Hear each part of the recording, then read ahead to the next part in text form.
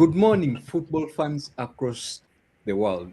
Wherever you are, thank you for tuning in and welcome to another explosive edition of Unserious Analysis. The countdown is on the biggest football spectacle on the planet, the 2026 FIFA World Cup. For the first time ever, the tournament will be hosted across three nations: Canada, Mexico, and the USA. And it will feature a record 48 teams battling for football's ultimate prize. Tonight, we dive into everything surrounding the World Cup. Who are the favorites? Can the defending champions Argentina retain their crown? Or will the football legends have one last dance on the world's biggest stage? Which dark horses will shock the giants? And what should fans expect from the most ambitious World Cup in history? Joining me are the usual panelists, ready to break down the groups, debate the contenders, and give their opinions on what promises to be the unforgettable tournament. So, join us in the conversation because the road to the World Cup glory starts right here, right now. Please, Innocent, uh, talk to our viewers and proceed. Thank you so much, Isaac, for yet another opportunity to be live on the Mobile Live TV. We're so much grateful for our fans, the positive feedback, and everything that they really do to make us proud of what we do for them in the morning on Saturday. We are grateful we have come with a lot and a lot of things to do there. Let them tune in to move on. Over to you, Alex. Very good morning. Mwasije mchaba naffe once again tubaniriza on this live show and serious analysis, warming up for the World Cups. Definitely we have a lot of news in stock for you, discussions, controversial decisions. Looking forward to sharing all that with you today. Back to you, Isaac. Ian. Good morning, our dear viewers. Once again, we welcome you to yet this episode. We thank you for watching and interacting with us. We hope to share more knowledge about the world of sports, especially that never sleeps in terms of football. We really appreciate your views and watching us. All right, thank you all. Ndowooza abasajja mbawulidde. Isaac. Yes. Omulabi alinga scientist awo mu glasses. Omulabi wase professor. Chemist. Masters in renewable energy. Anyway, guys, a few weeks ago, about 1 week or two, the Champions League reached its climax. By now, everyone knows who the winner is. But during the week, the Champions League team of the season was released. And one notable exclusion was the top scorer of the Champions League. Please, Ian, I know you were watching with keen eyes the Champions League, considering the interest you had in it. What are your opinions about this team of the season? When I look at this team, it's not all about scoring. It's how impacting every player has been during this run of games. When you look at the selected team of the season, to me, they've been so vital to their different teams. And of course, it's not a surprise that most of the selected players are from those that made it to the final. It shows how impactful they've been throughout the season, how they've impacted the games, how they've changed the games. So I don't have any issues with anyone who has been selected. We've all watched the games. We've seen how these players have been so vital to their teams, to the stages where they've reached. So I don't have any hold up of the selected team. I think this is the best team for the tournament for this year? Innocent, do you think it is warranted for Kylian Mbappe not to be included in this team? Yeah, thank you, Isaac. I saw the team of the season. I want to go away from Ian's submission that it was so much about how impactful everyone was in terms of their operations in the teams that reached the final and semi-finals, maybe.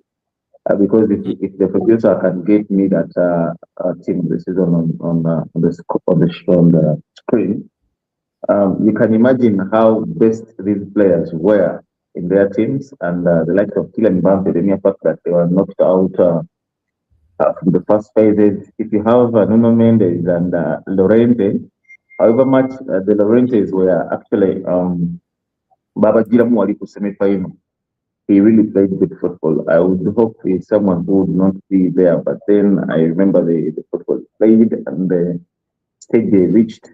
Vitinha, Rice, Olise.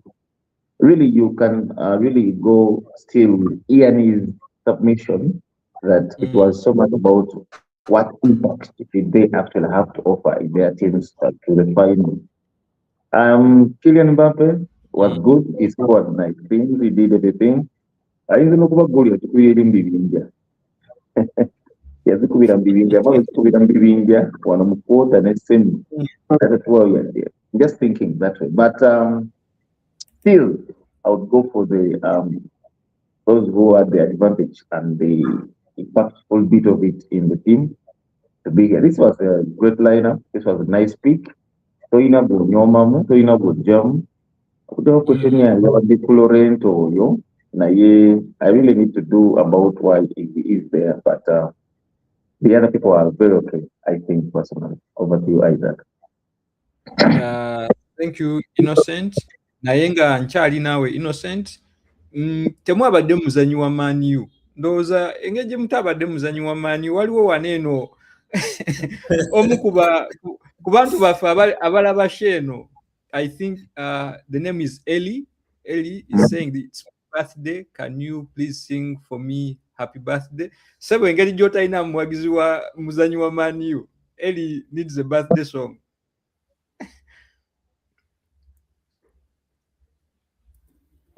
Innocent. Innocent. Eli akusabye birthday song. Ayagala muyimbiramu. Birthday. It's Eli's birthday. So Eli tukuyozayoza sebo okutuuka ku myaka gino gyonna gy'otuuseeko. Season ya 2007-2008 Nicolas Seneluka nga amaze okuba akannya mu ngalo za kipa ne John Terry najja n'akuba ku muti.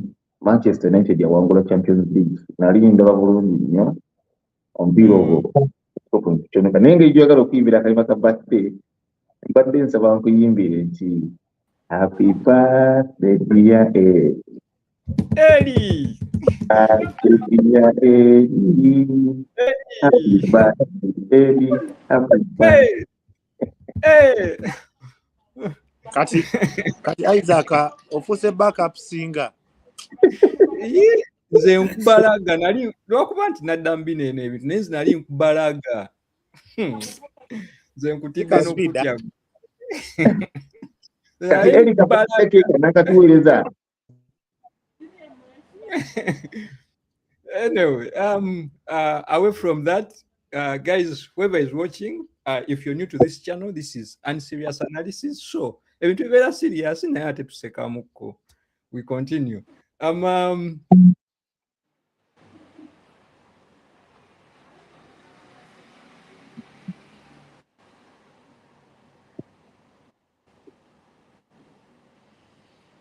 Champions League, we saw some awards being given. Goal of the season, it went to Real Madrid's Federico Valverde, and the player of the tournament, and so much. Also, still about winning trophies. I know some football fans may not relate properly this season, like me. because we didn't win any silverware. But I'm not alone. There's also Man United fans. They've spent quite some good time without winning anything, so they cannot relate about winning anything this season. But Isaac, speak for Arsenal, yourself. Arsenal won something, and they held their trophy parade. Also, Man United fans, Vana Imwawangula play transfer of the season. Alex, do you think St. Lemons was a good pick for transfer of the season, or there are other contenders that you think would have made it? Thank you very much. Without bias, I feel like St. Lemons is by far the best transfer of the season.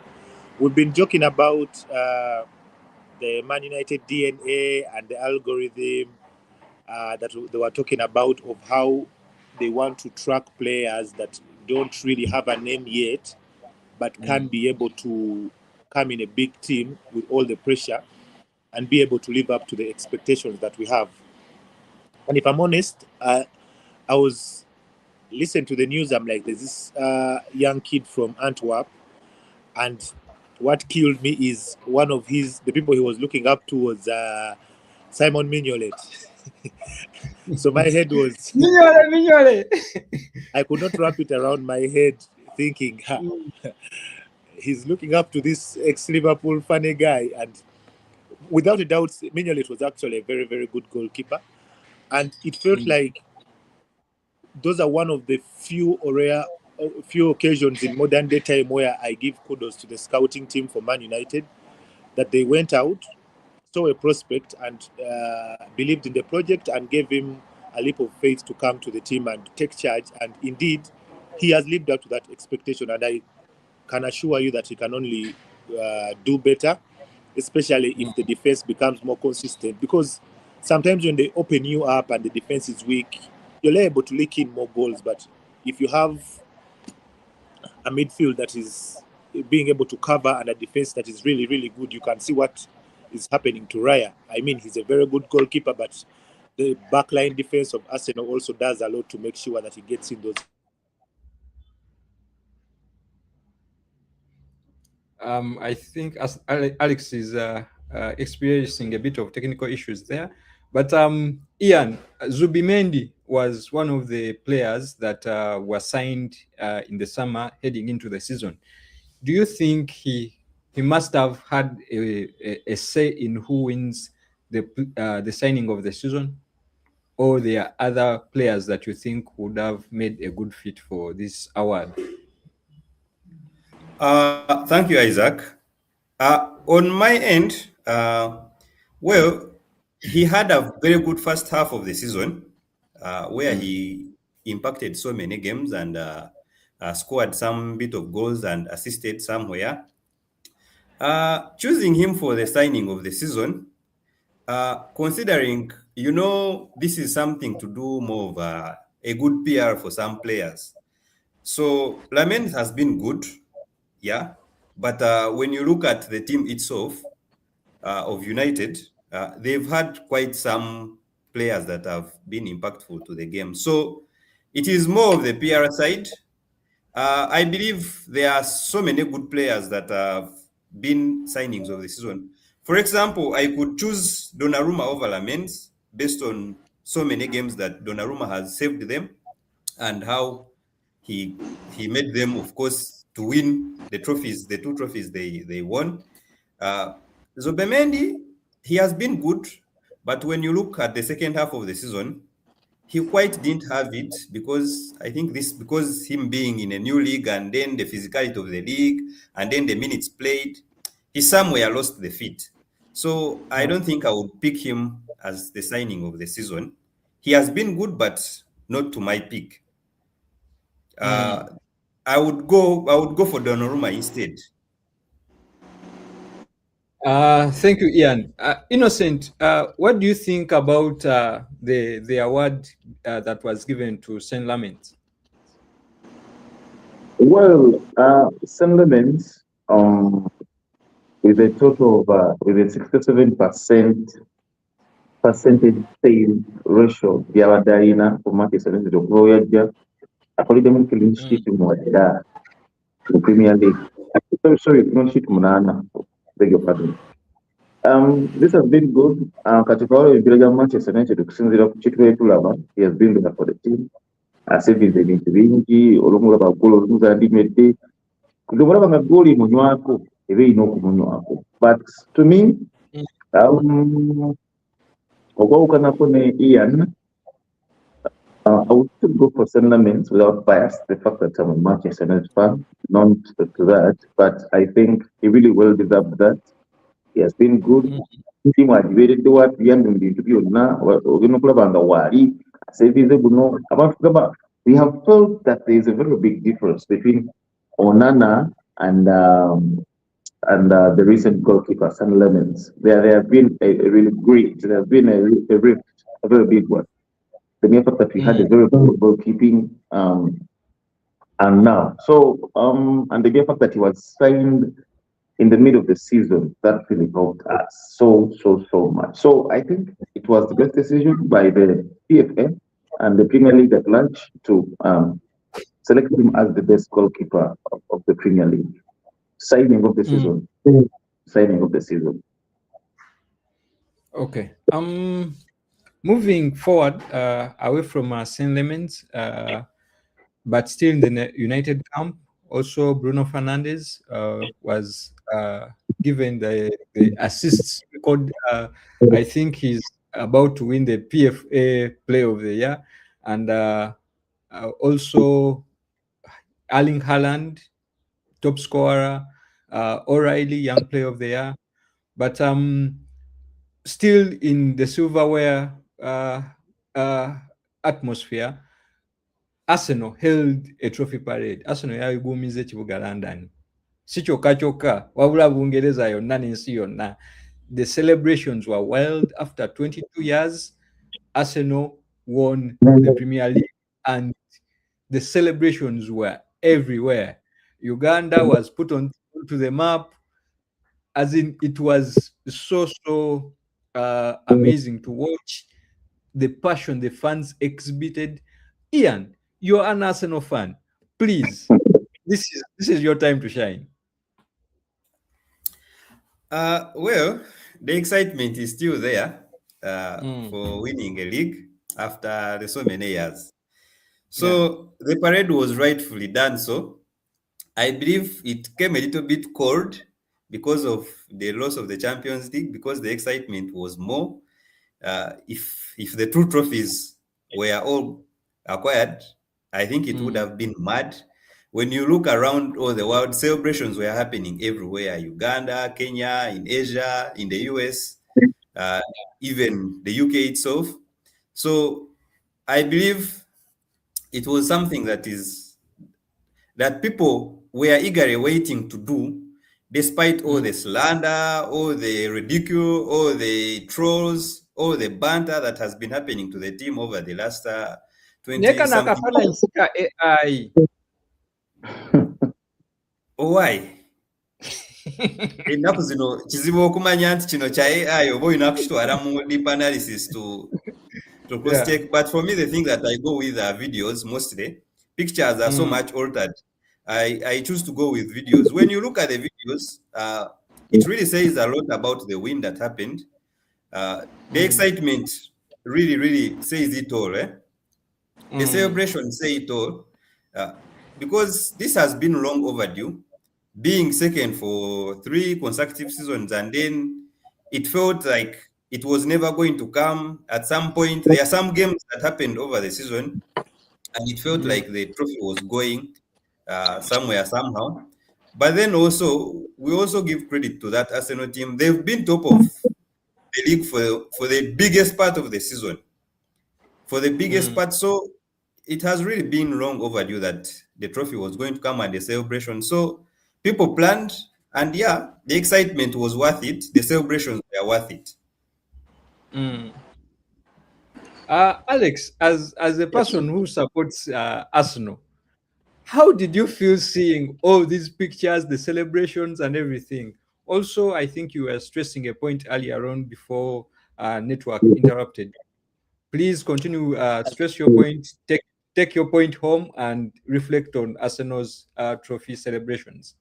You said as a person who supports Arsenal, I know where you stay. I was sorry about the network. I was trying to close the issue of Sander Mendes.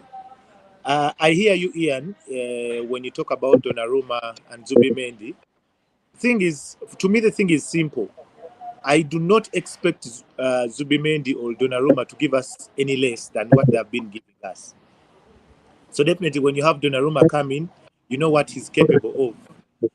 We are looking at a shocker of someone coming from Royal Antwerp, and in a spell where Man United has got Onana, the best goalkeeper in the Champions League, and he comes in and we have a bit of comedy. Even us ourselves try to defend him and give up on him. And then this is a young boy who is coming into Man United at the peak of all the problems we had, and he calmed down the situation. So I feel like maybe they looked at them, but they felt like this was more pressing because it was a surprise. It came in from a player that we least expected. That is why he got the nod to be the transfer player of the year. Then about Arsenal and the parade, I'm not really a party pooper. I love people going out and having fun. But 22 years, definitely. If it was any less, I would be disappointed. If there are few people, I would definitely be disappointed. We had a discussion with a friend of mine online, I think last week, and he was going on about how they made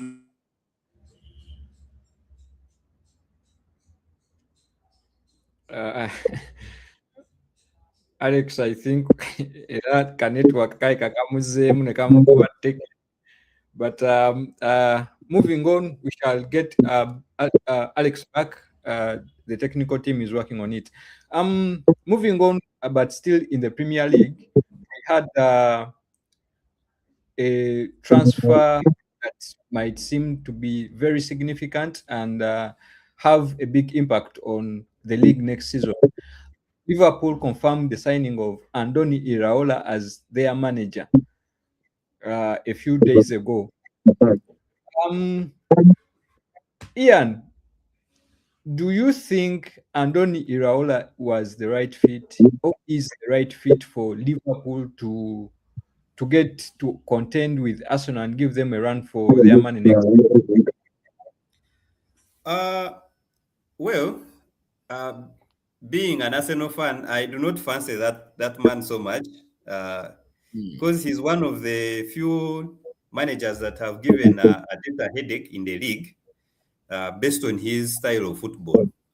When you look at what he has done at Bournemouth in the last 3 seasons, he's actually good. He has been there 2 seasons. He's actually good when you see how he has transformed them. Because at some point, Bournemouth were on a verge of dropping and even almost going back. And then he came on and he has turned around things. He has gotten them European football, which is good. Now, with his profile and his experience in the Premier League, I believe he's going to do much more in on Liverpool. The way how Liverpool plays, it is not so much different from how Bournemouth have been playing. When you look at, they thrive so much on counter-attacking football, which has been the same way how Bournemouth has been playing. When you look at how Bournemouth has won games this season, yeah, they had a little bit of some patch between January up to around March where they were drawing most of the games. But either way, you can say that maybe it was a limitation on resources, on the player injuries, because Bournemouth were also unlucky at some point. They had so many injuries for key players. But he has transformed them.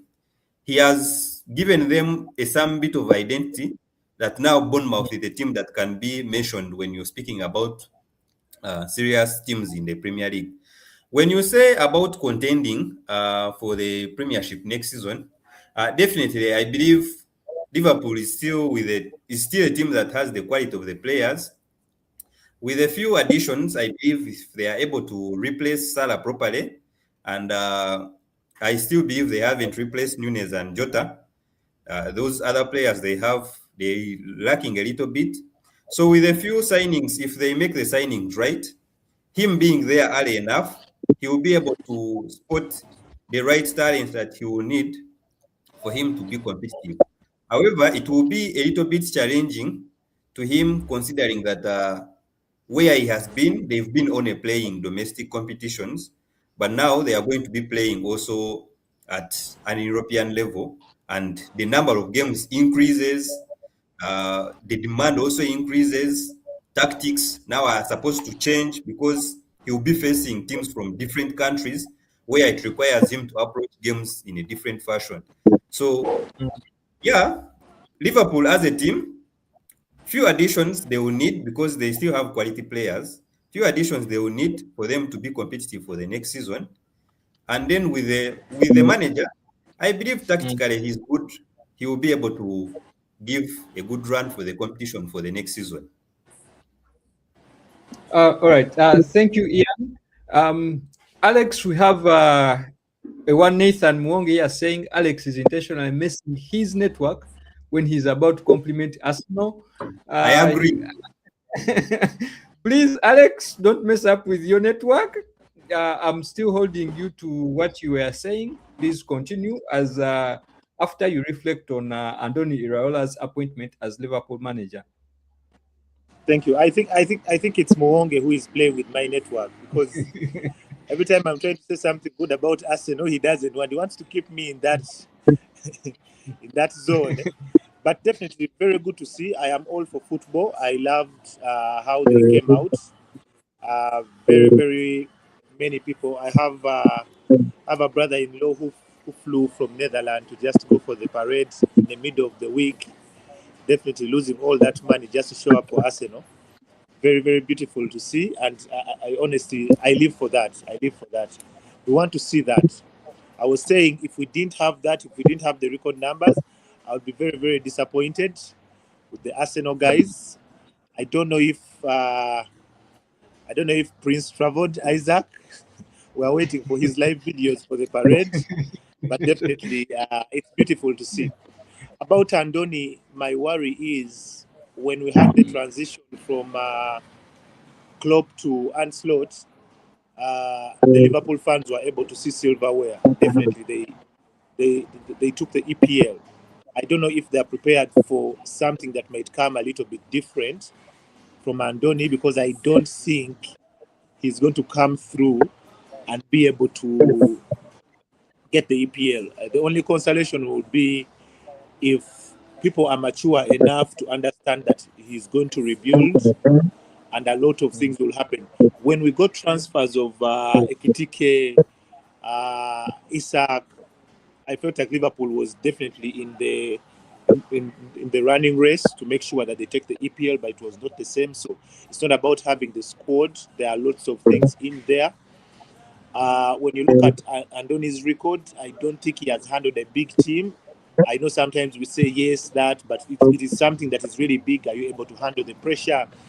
Are you able to handle the media presence? Are you able to handle egos of different players there? So definitely there are lots of questions, but tactically he's not someone you can put aside. We've seen it. The 2 seasons he has been there. He has been giving us consistency. So it is not my prayer that he succeeds, but we'll definitely see what he does with the backroom staff, what he does with the new addition. So it is something we need to look out for and see if he can really make it. We need to see a change of narrative. We've had a lot of impressive prospects coming from smaller teams and failing at bigger teams. I hope the script changes. My mind is saying the script should change, but my heart says he should fail and we have Liverpool going to another slump for more 15 years. But looking forward for bigger things from him. I don't know if I should thank you after that last comment, but okay, thank you, Alex. I don't mean well. I don't. As I'm coming to you, Innocent, waliwo ekibuuzo wanene kizze, but nze kinyinze. Bakumu is saying yayugumiza kiganye mu luzungu. So tuyambe ko yayugumiza kyeki mu luzungu. Okuyugumya in English?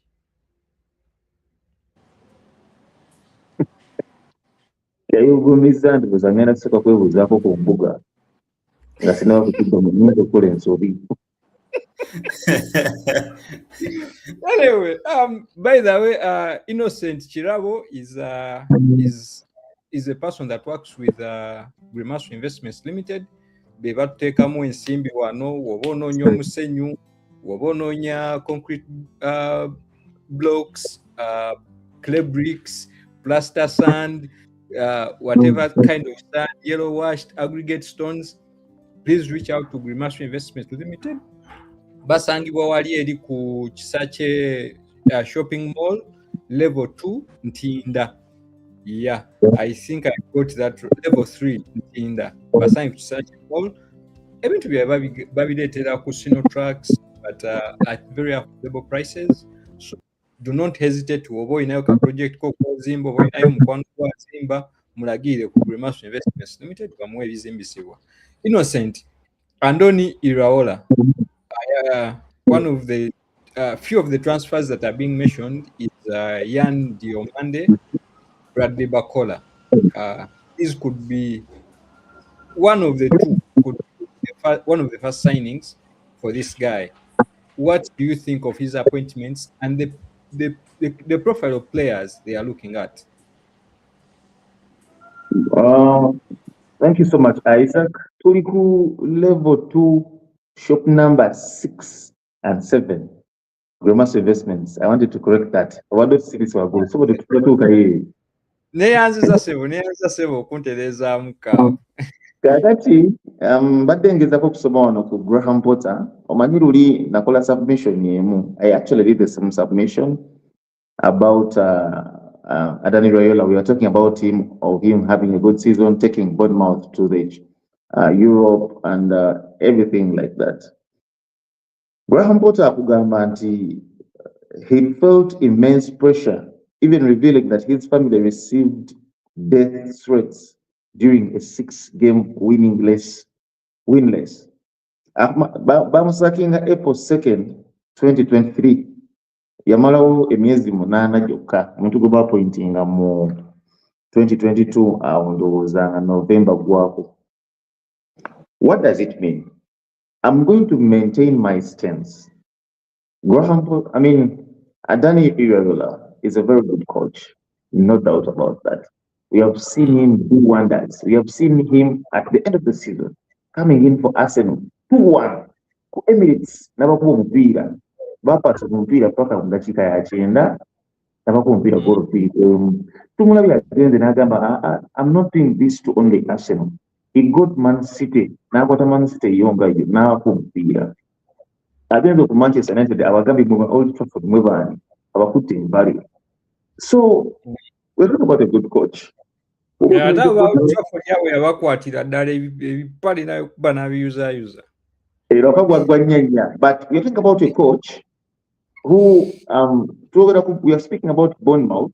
That is well not equivalent to Brighton year season, if you remember, year Graham Potter, year 2021.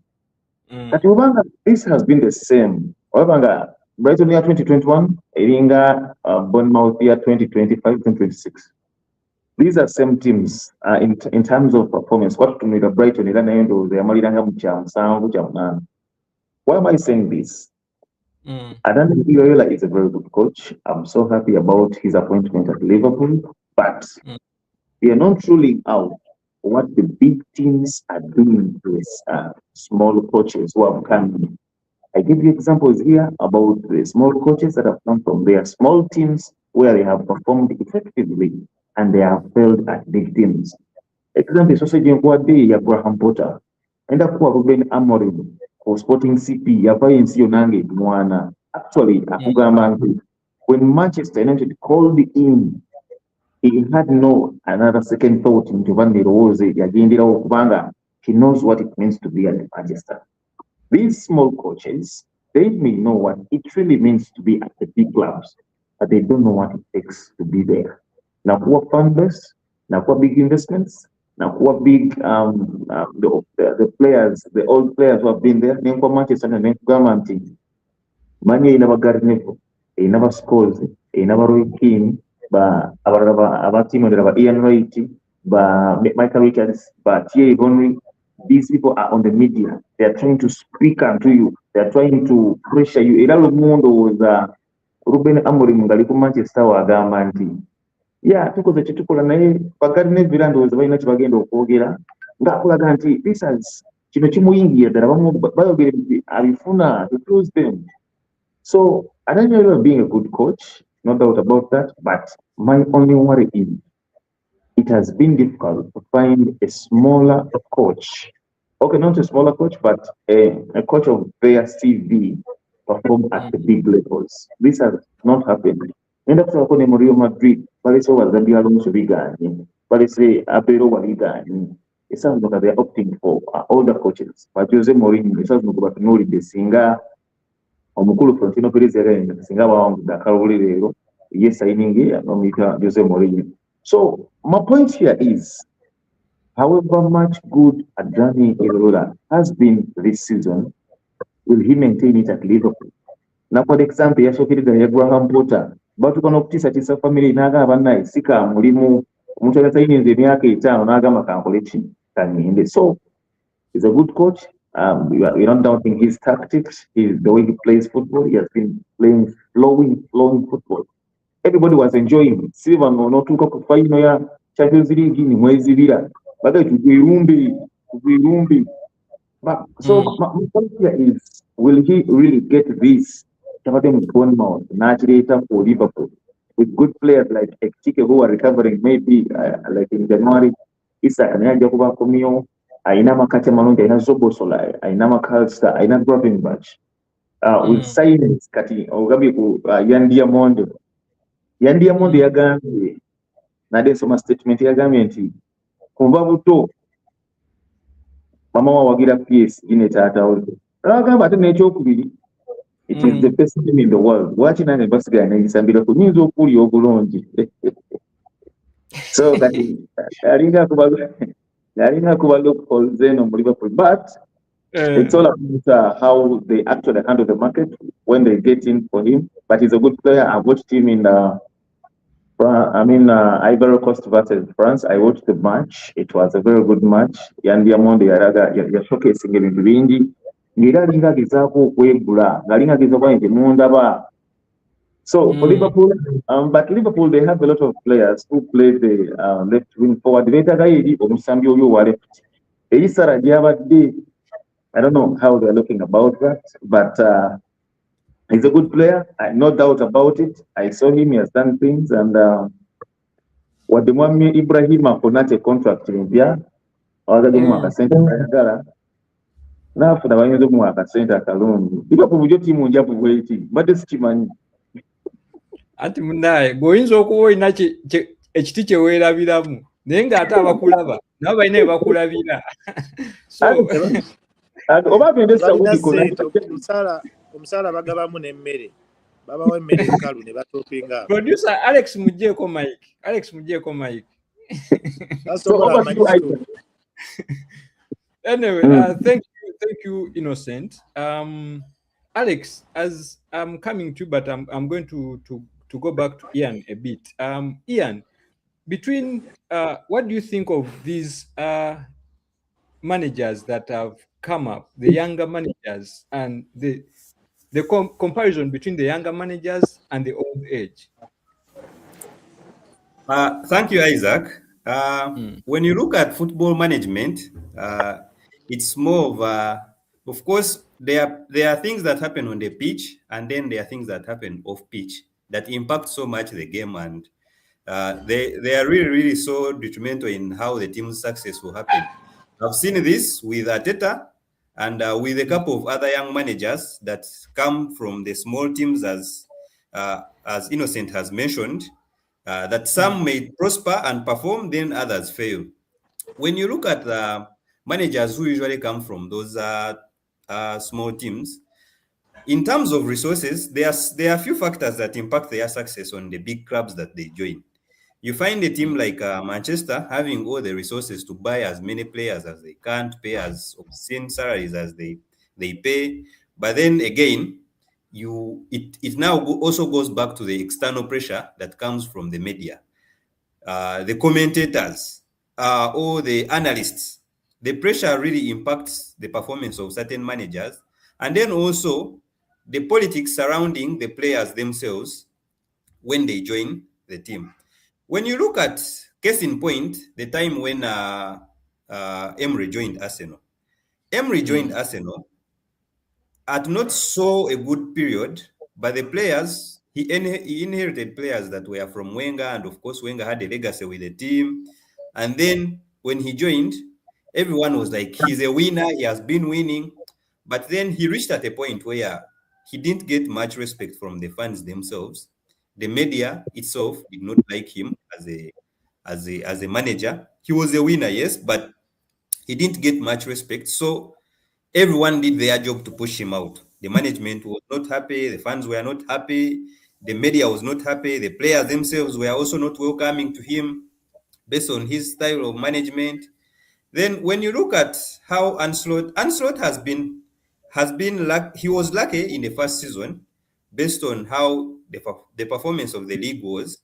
So many things were changing, both in the league and also to do with Europe. And then the players that he inherited, they were good players, so it gave him an edge to perform because he was still having that blueprint of what Klopp had left behind. So looking at how Areola will be at Liverpool, it is now going to be more of how the management and the fans welcome him. Because him as a coach, he's a good coach, but then also how the fans welcome him and how the management receives him will be so vital to his performance in the league and to the team itself. So when you look at other teams, when you look at, let's say, Innocent mentioned about Liverpool, or rather Madrid getting Alonso. Alonso, I believe, is still a good coach. He's going to do much more in Chelsea if the management does not interrupt in how he performs.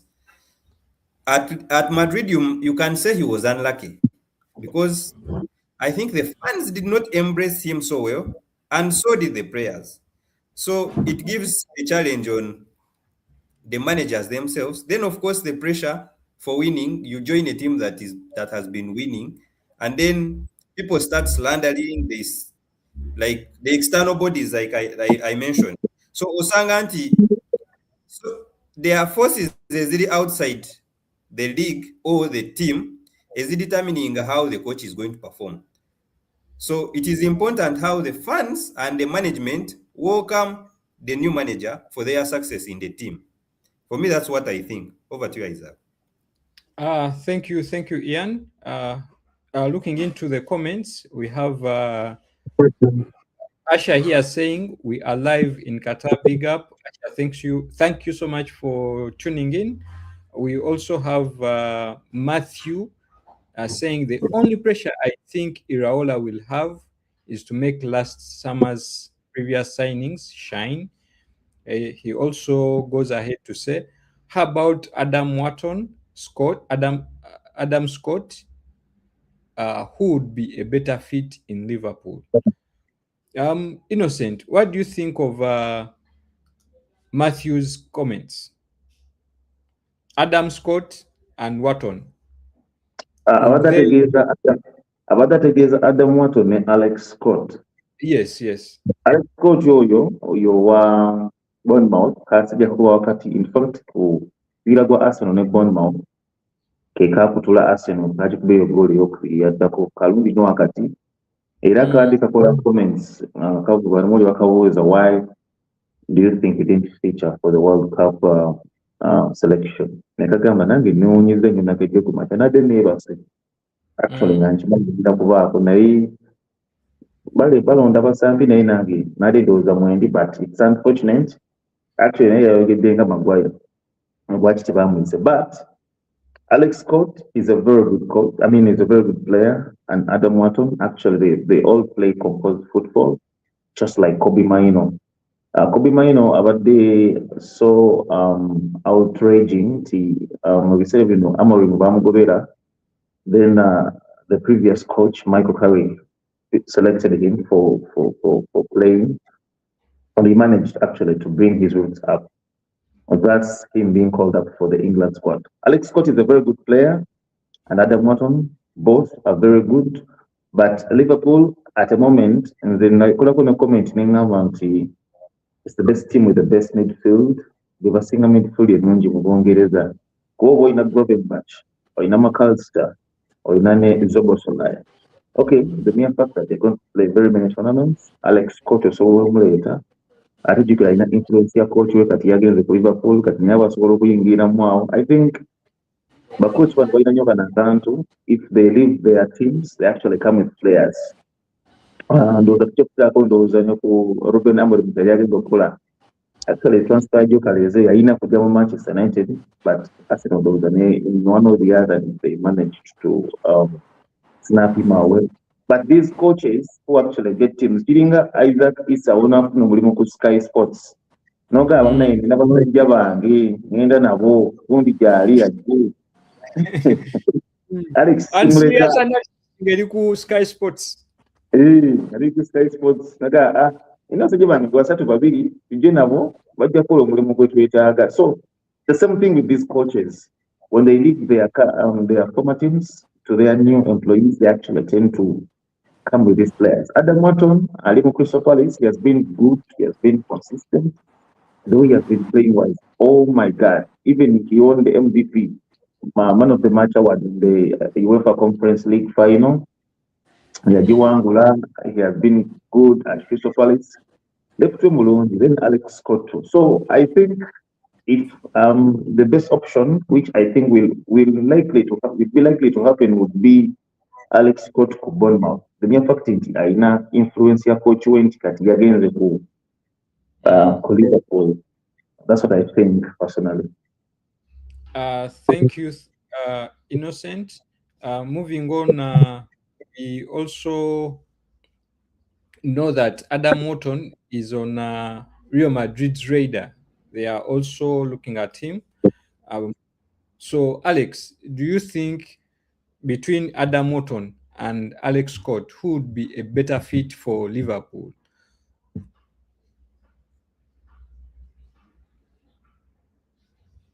Alex, no ebintu byamwegaanye. Network erimuzanya. Anyway, moving on, but still at Liverpool, Dominic Szoboszlai was voted the player of the season. I think that is without a doubt the best pick that was available according to the performances that Liverpool had throughout the season. It stands out.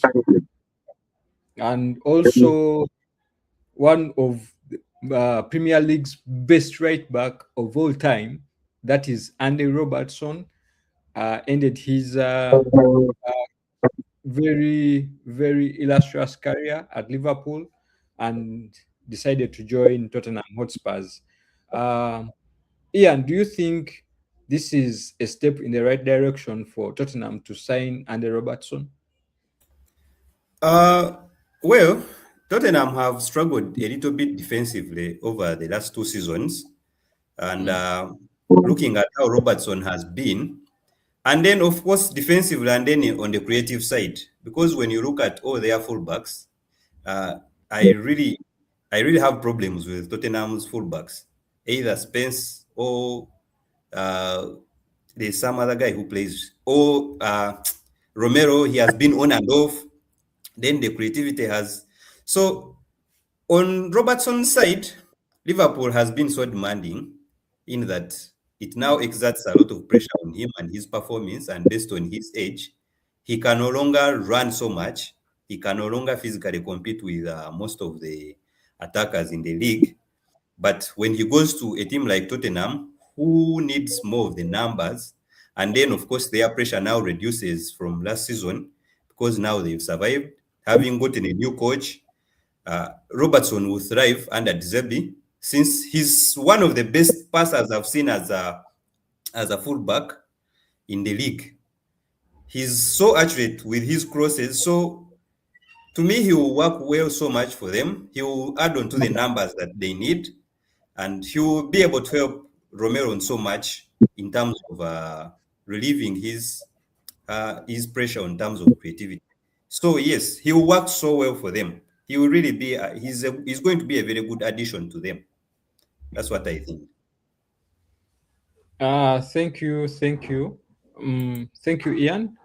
Moving on, some clubs release their new season's jerseys. Innocent, ebintu bino eby'emijozo bitegeera nnyo sebo. Liverpool ya launchinze akajozi ka season ejja. I think also Chelsea, Real Madrid.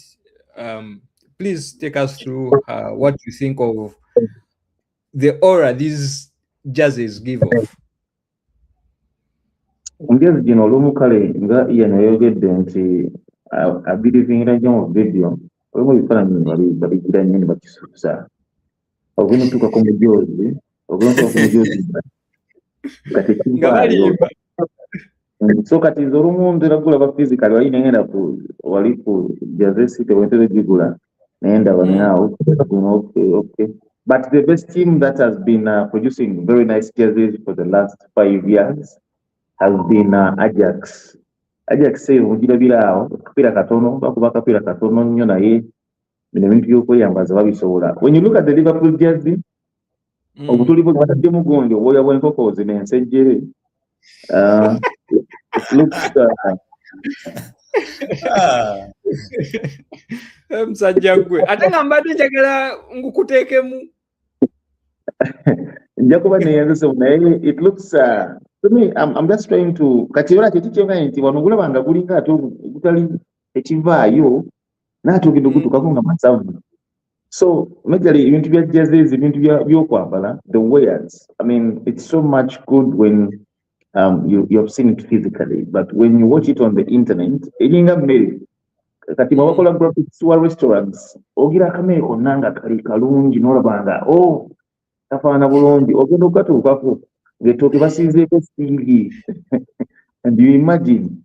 So but for purposes of jerseys it's so much good to describe them physically ng'okukutteko with touch ogulabye ne ba material yatya kati design kano kavuddeyo katya naye kati waliwo kamera yagenze wali mwina effect yo bagiyita batya lighting n'akwongeramu ku lighting n'ateekamu obwoya bw'enkoko ensejjere and it looks a bit okay but I need to first see it.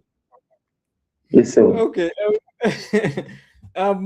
In Spain, the elections are heating up in Madrid specifically. Florentino Perez is, after so long, is going against Riquelme, and Riquelme is proving to be a very, very, very strong contender for this position. Starting with you, Innocent. What should we expect from this race? Florentino Perez ekintu akite oba asigale nga akikwatamu? Yeah, Tandikirewa story with Tandigoverera. I've been following it from the day it started. Enrique Riquelme, or your Spanish businessman, in any company with Cox Energy, by a more renewable energy field. Mobile Mukaga, and there was a good and he announced his candidature for the women president against current president Florentino Perez. On Oguava, Riquelme, he is allegedly believed to have hired very many news reporters to write ill about Florentino Perez. But I've been seeing their interviews. Bamchaza Hoko Chanemo Ko Spain. He's a very arrogant man. Enrique Riquelme, very arrogant. Yet to say no gamanti. Nze bana banguze. Bana club baba na noze ngenda kusayingira Haaland. You don't speak to players who are in contract with the other teams. Ngenda kusayingira Rodri, njagala Jurgen Klopp, agenda kujiro ngenda musayingira oyo. Haaland yasayininga contract ya myaka 9 ku Man City. Afune emitwalo 5 buli week. Contract yetu natuka kuna half of it. And you're speaking about a player who is on contract boldly on social media, on other airwaves.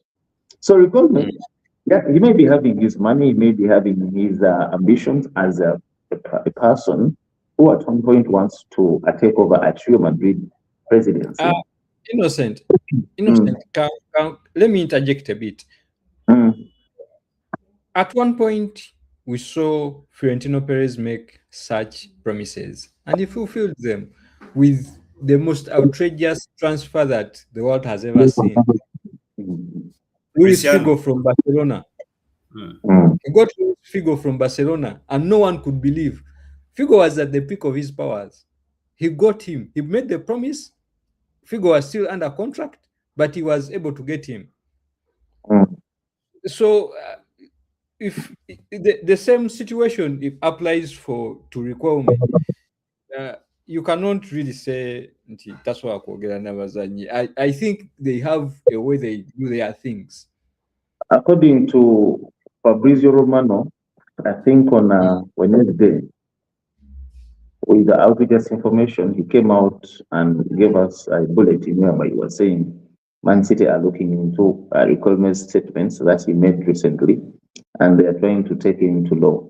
That's where I best to say that Riquelme arrogantly, maybe I don't know, but he might have arrogantly said that because in most cases, Isaac and our dear viewers, ojja n'otandika okwogera nange ng'ate okimanyi nina contract mu ttiimu endala kuba musango professionally that's a big crime. But then my point was, the point I was stretching is Riquelme as a person, ye alina ambitions ng'omuntu, but nalabyeko ku Roberto Carlos nga bambuuza, I haven't yet followed up how really they have to vote. I think it's tomorrow or today. Is it tomorrow? Yeah, so it's really gonna be it's gonna be fire in that segment, and for the first time I think Florentino Perez akazita akawulidde akasajja kamuleetera kwogera ebigambo kalimba n'amawulire tekavaamu, but because of his legacy and what he has done for Real Madrid at the moment from all the years he has been at the club, because byonna newankubadde balabadde bamukizinga okuba nti takyasobola, he's unfit to be the president of Real Madrid, but still, according to his legacy, I'm going to, from 5 to 10 years, I want to be the president. I'll leave, but I still have things I want to fulfill as a person before I leave the presidency. But he has been good. He has had a good legacy, and to Chiraba, I want good day as I need abasabye balungi, and sure, he has been good. Nange niwe nali baddenze madde kulonda Florentino Perez. Simanyi Isaac Saidi wadde kulonda ndisebo. Abasabye abo bonna bola basayinize Ronaldo, the Figo, Beckham, Kaka, and many others. So uno mulembe omutebi abakadde tetubagala. Ani atufuga? Who is the president of Uganda? Tugende maaso. Over to you, Isaac. Ian, Riquelme promised Real Madrid fans to get them Jurgen Klopp and Haaland.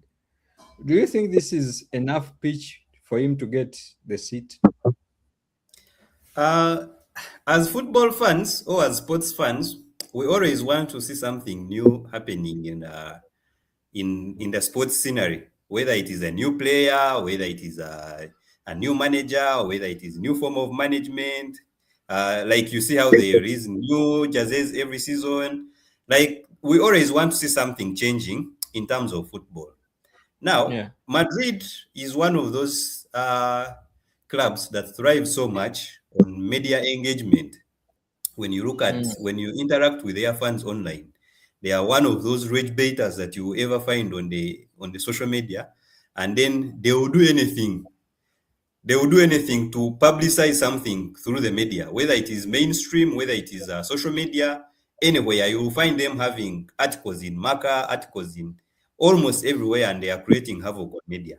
So Riquelme is one of those guys that have really given Perez some bit of headache with the ridiculous promises that he's giving them. And of course, this is unsettling the Madrid camp based on how they are driving it through the media. And I believe it is giving them it is giving them a hard place where they are either thinking of seeing something new or maintaining what has already been existing through Perez. Perez has given them quite a bit of success in 20 years. He has been there 20 years. 20 years. I think there is a period where he was not president, but then he has been Yeah. president for 17 successful years. So in Yeah. those 17 successful years, he has given them quite success. A couple of Champions Leagues, a couple of league wins. He has given them, signed them big name players. Currently, we're looking at one of the biggest signings that he has made as well. That is Kylian Mbappe, where I believe Madrid makes one of those signings that you would not find any other team making throughout their course of the season. We no longer see teams doing such huge signings except for Madrid. So I believe what Riquelme is promising, these days we are seeing things shifting in clubs.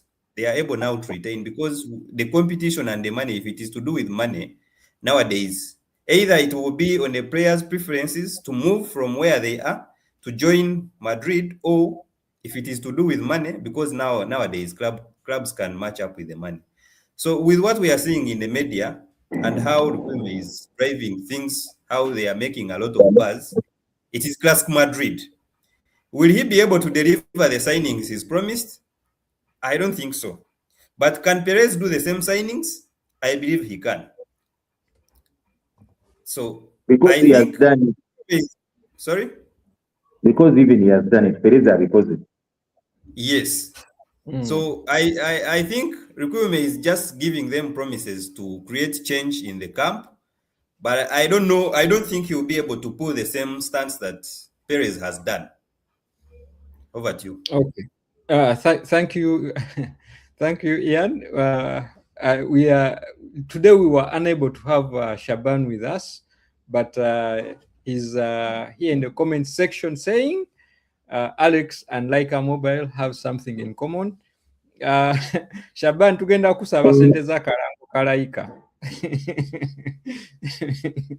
Anyway, moving on, but still in the Madrid camp. Jose Mourinho was confirmed as the new manager to take over from Abiloa, who was, I think, interim manager. And also the other signings is Konate and Denzel Dumfries.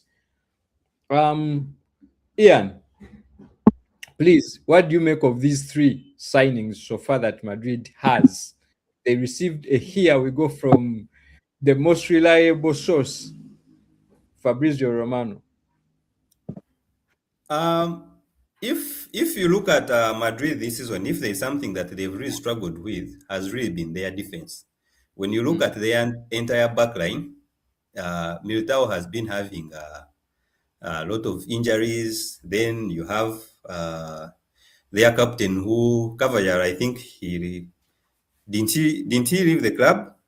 Wasn't he? I think I remember reading something like that. So them adding Konate, he will be a good profile for them. Yeah, the Premier League is a little bit different from Spain. As a defender, I think he will also work out for them. Then Dumfries is also good moving through the wing. He will be good for them. If there is anything that Madrid need to focus on is getting their defense in shape, because I believe teams have capitalized against them because of their shaky defense. So these are good signings, in my opinion. They are good signings, especially them being defensively good. So they will give them a good defensive cover, and probably they will stabilize that back line. So they will impact so much in terms of defense. Konate has struggled a lot this season at Liverpool. Innocent, do you think he'll be able to live up to the standards that Real Madrid requires? Just struggling. What will get there? Naenze Konate, I see him in a very different perspective. He's young, first of all. akyali muto waleketera omubiri ogwo gwalina obunene naye nga Konate y'omu ku basambi be nga babadde bato, and he had a lot of time to improve. He has a lot of time to improve. Olaba ne ku France osibo ku bastrika balina abangi Konate okubanga atandika asobola okutandikawo awo ne Dayot Upamecano oba lumu n'atandikawo ne kati William Saliba we naye waali. So I really think ndowooza bino ebintu by'omusaala byabalemye akasente kaagaanye nga mulina budgeting ebintu bingi n'agamba wa kangende abayinza okumpa akasente ku Madrid, but I mean he's a good player and I think he has a lot of time to improve himself at the moment. So kagende ku Madrid tulabe ate bano abasambi ba Mourinho bennyini bayagala ab'emifumbi tukakubakubakubakuba tugende bakubikigere kiyo kyasi, you know that is a fact. Ono Alex akimanyi wadde like mutawaanya naye we can testify he's young and bold. Let's hope for the better as things emerge at Madrid. Over to you, Isaac. Alex, welcome back to the show. Omanyi kati tukwaniriza ng'omupya.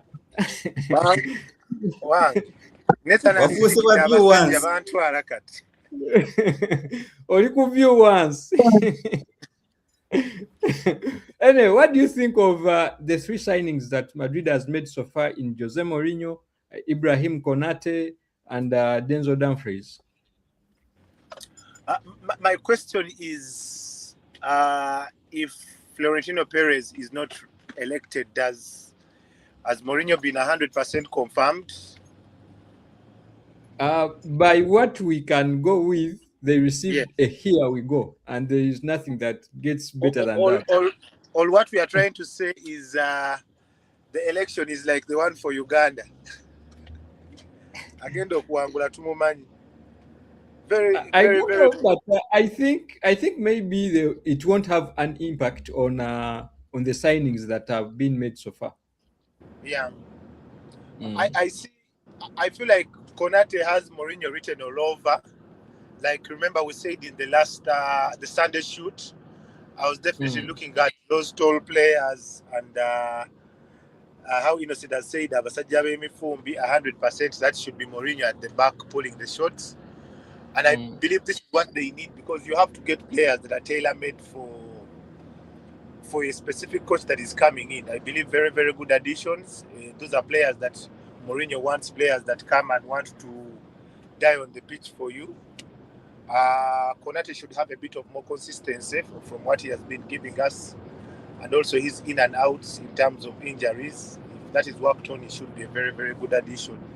So definitely I'm looking out for better days at Madrid with Mourinho at the helm. Thank you, Alex. But still in the transfers, we have there's a bit of movement in the transfers elsewhere, and Ansu Fati. This was a player that was poised for a lot of greatness. I think probably what we think of Lamine Yamal now, Ansu Fati was almost there a bit some seasons ago, but he has made the transfer to AS Monaco, a permanent deal now for £11 million. Ian, what went wrong for Ansu Fati? Or what's not going right for him? Oh, is he now up on the right trajectory to come back to what they thought he would become? This season, I've been lucky enough to watch some of the games of the French League.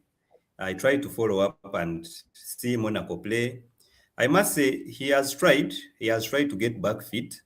That's now really, of course, convinced the Monaco guys to retain him permanently. But if there is one challenge that he has really had, has been injuries. He has really had a couple of unlucky injuries where they sidelined. At some point, he was sidelined for, I think, 1.5 years, where he couldn't play. Then when he returned, he was loaned to Brighton, and things didn't work out. Then again, now he gets loaned to Monaco, and then now he plays a couple of games. I believe now he's on the course of return.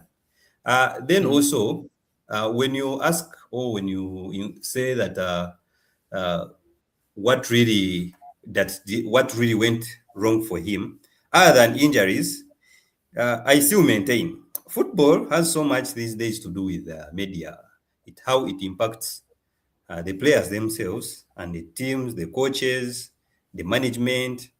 An outrage can come out of the media if there is not good management on the team itself.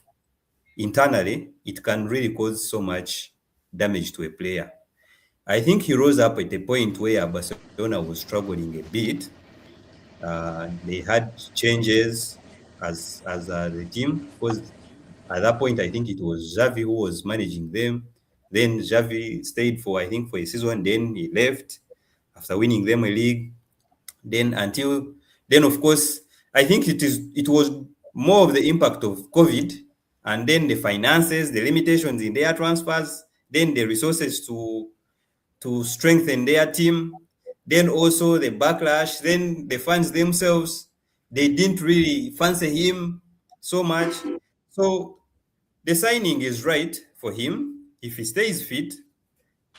He's still young, age is still on his side. He will come back better, and Barcelona themselves, they would even be tempted to sign him back because he's a good player. When you watch him play, the talent is still there. So if he maintains and stays fit for some time, he will get the reputation back to himself, and he will again move to a bigger stage at a certain point. Over to you, Isaac. Thank you, Ian. Innocent, I'm coming to you with the Hoyland transfer. This is a former Man United player that they had. Did you guys first loan him out? I don't know, but it seems like moving on, signing permanent deal with Napoli. What happened with, because you guys, when you were signing Hoyland, you were on about it being him being a mini Haaland, because there is a bit of synonyms in the names that sound alike. Innocent. Yeah, thank you so much, Isaac. Rasmus Hoyland, February nga 2023 he has been a good player and very young. Awulidde emyaka gye wengyogedde. Okujja mu Manchester twamugula ssente mpitirivu naye twamutonze ssente ntono nnyo.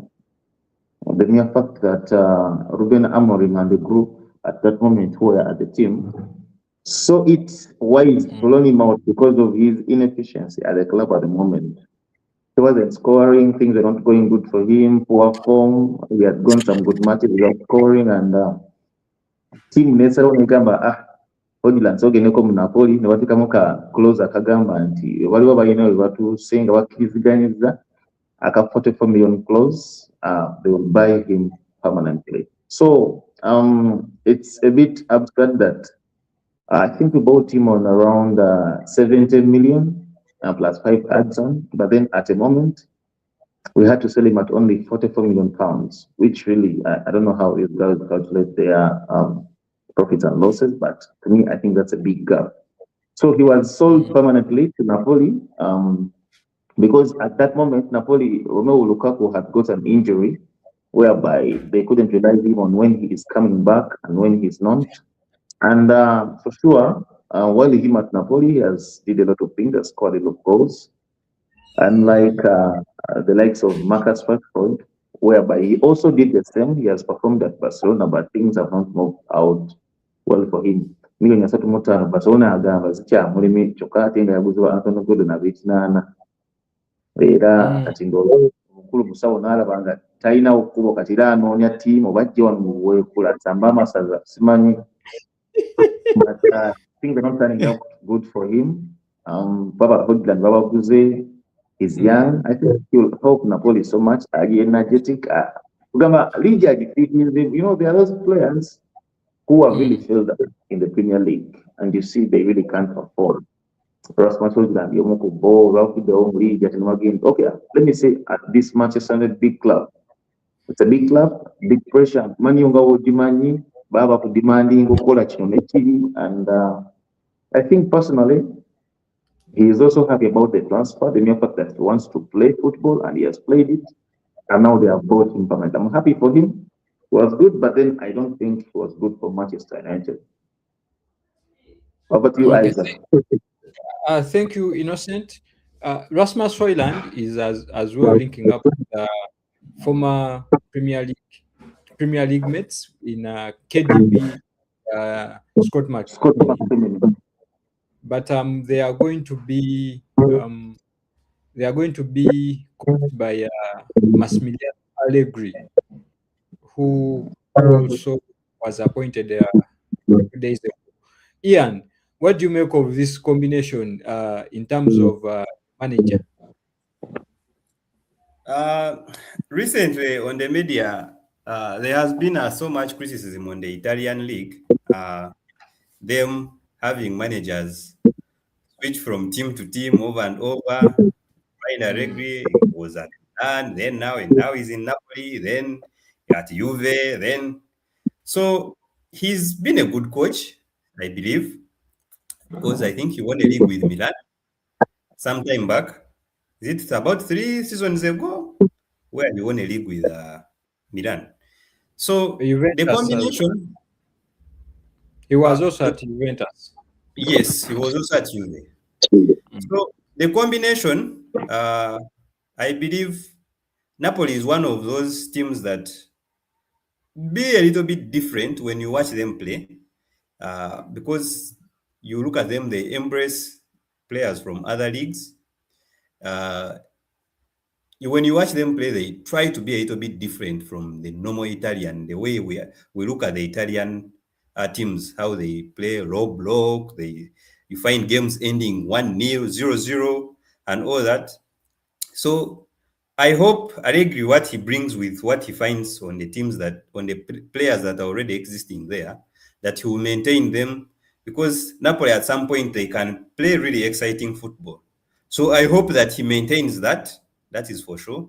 And then the players they have some little bit of the aged players, but they have so young players. Like Højlund himself is still a young player. So I believe with the right, if he maintains the same football and gets a couple of additions, he'll be able to give Inter Milan competition next season. Over to you, Isaac. Thank you, Ian. And over the week, we also saw news coming out about VAR, and would like us to go through the technology's impact on the game. The news were in regards these new amendments are going to be implemented at the World Cup, and one of them is incorrect second yellow cards. VAR can now step in to overturn mistaken or incorrect second yellow cards that result in a player's dismissal. Number 2 is mistaken identity. Video officials can correct instances where a card is issued to the wrong player. Third one is being incorrectly awarded corner kicks. VAR can intervene on corner kicks provided the mistake can be corrected immediately without causing significant delays to the restart of the game. Fouls before set pieces. VAR can review and recommend an on-field review if a foul is committed before a corner or free kick is taken. Guys, do you think, Innocent, starting with you, do you think VAR is actually taking away, as time goes on, the advancement of technology is taking away the human refereeing element from the game? Well, thank you so much, Isaac, for that review about how things are happening, about the new rules being set by FIFA at the moment.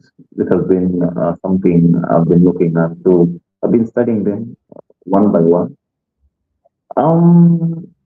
Gianni Infantino, the FIFA president at the moment, is spending so much to make things better in this World Cup mission. Everything that's happening, he's trying to improve football day and day by day.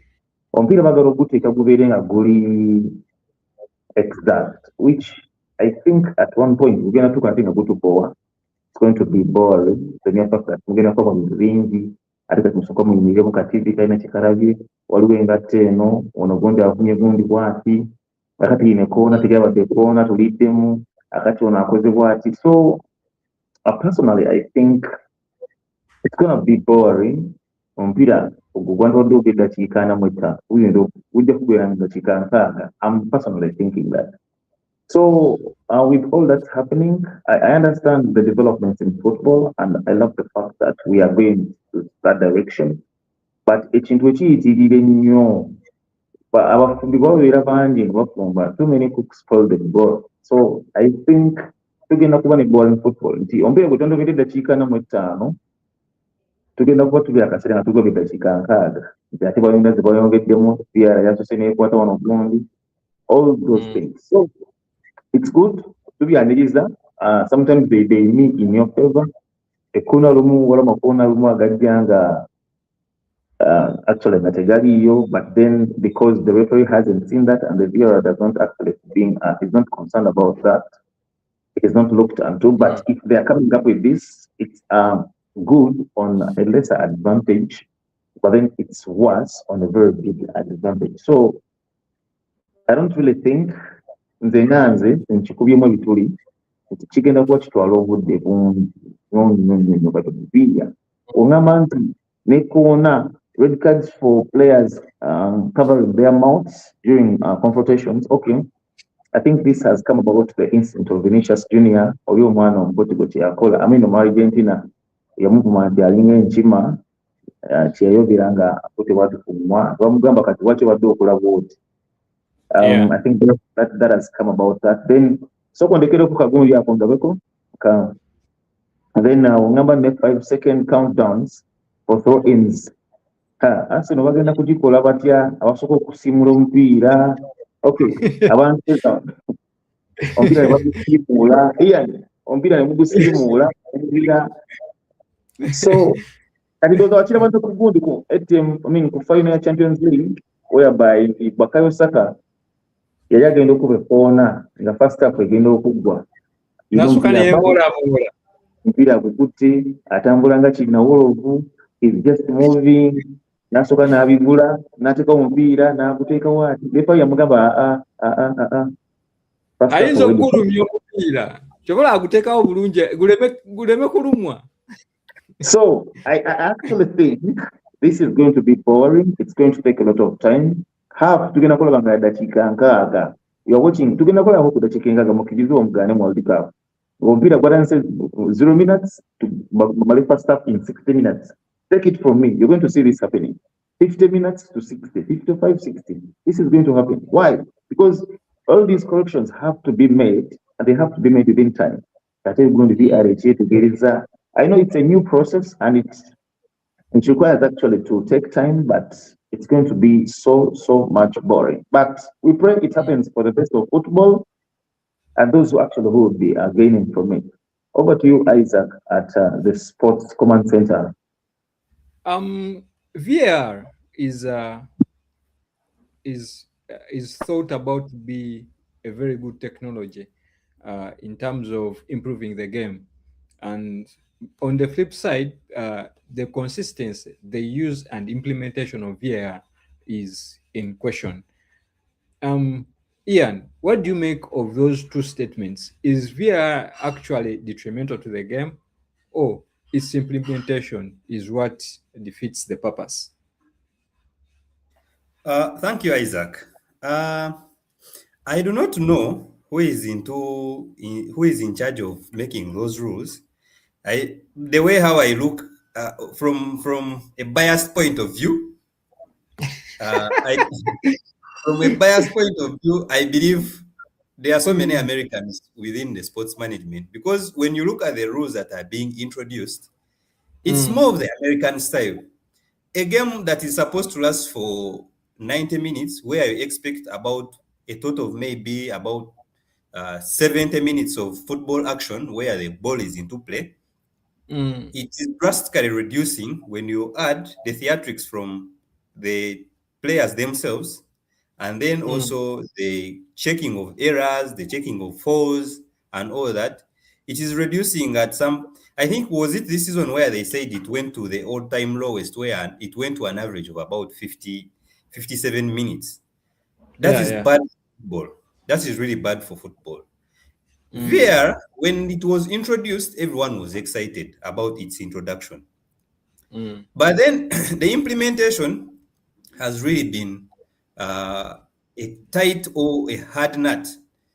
It has looked like it is rocket science. When you look at how they try to to award maybe a foul or to even penalties. When you look at Red handball cards. incidents, exactly, red cards, yellow cards, it feels like this is more of the American way of doing things, that they are not focusing on the game itself.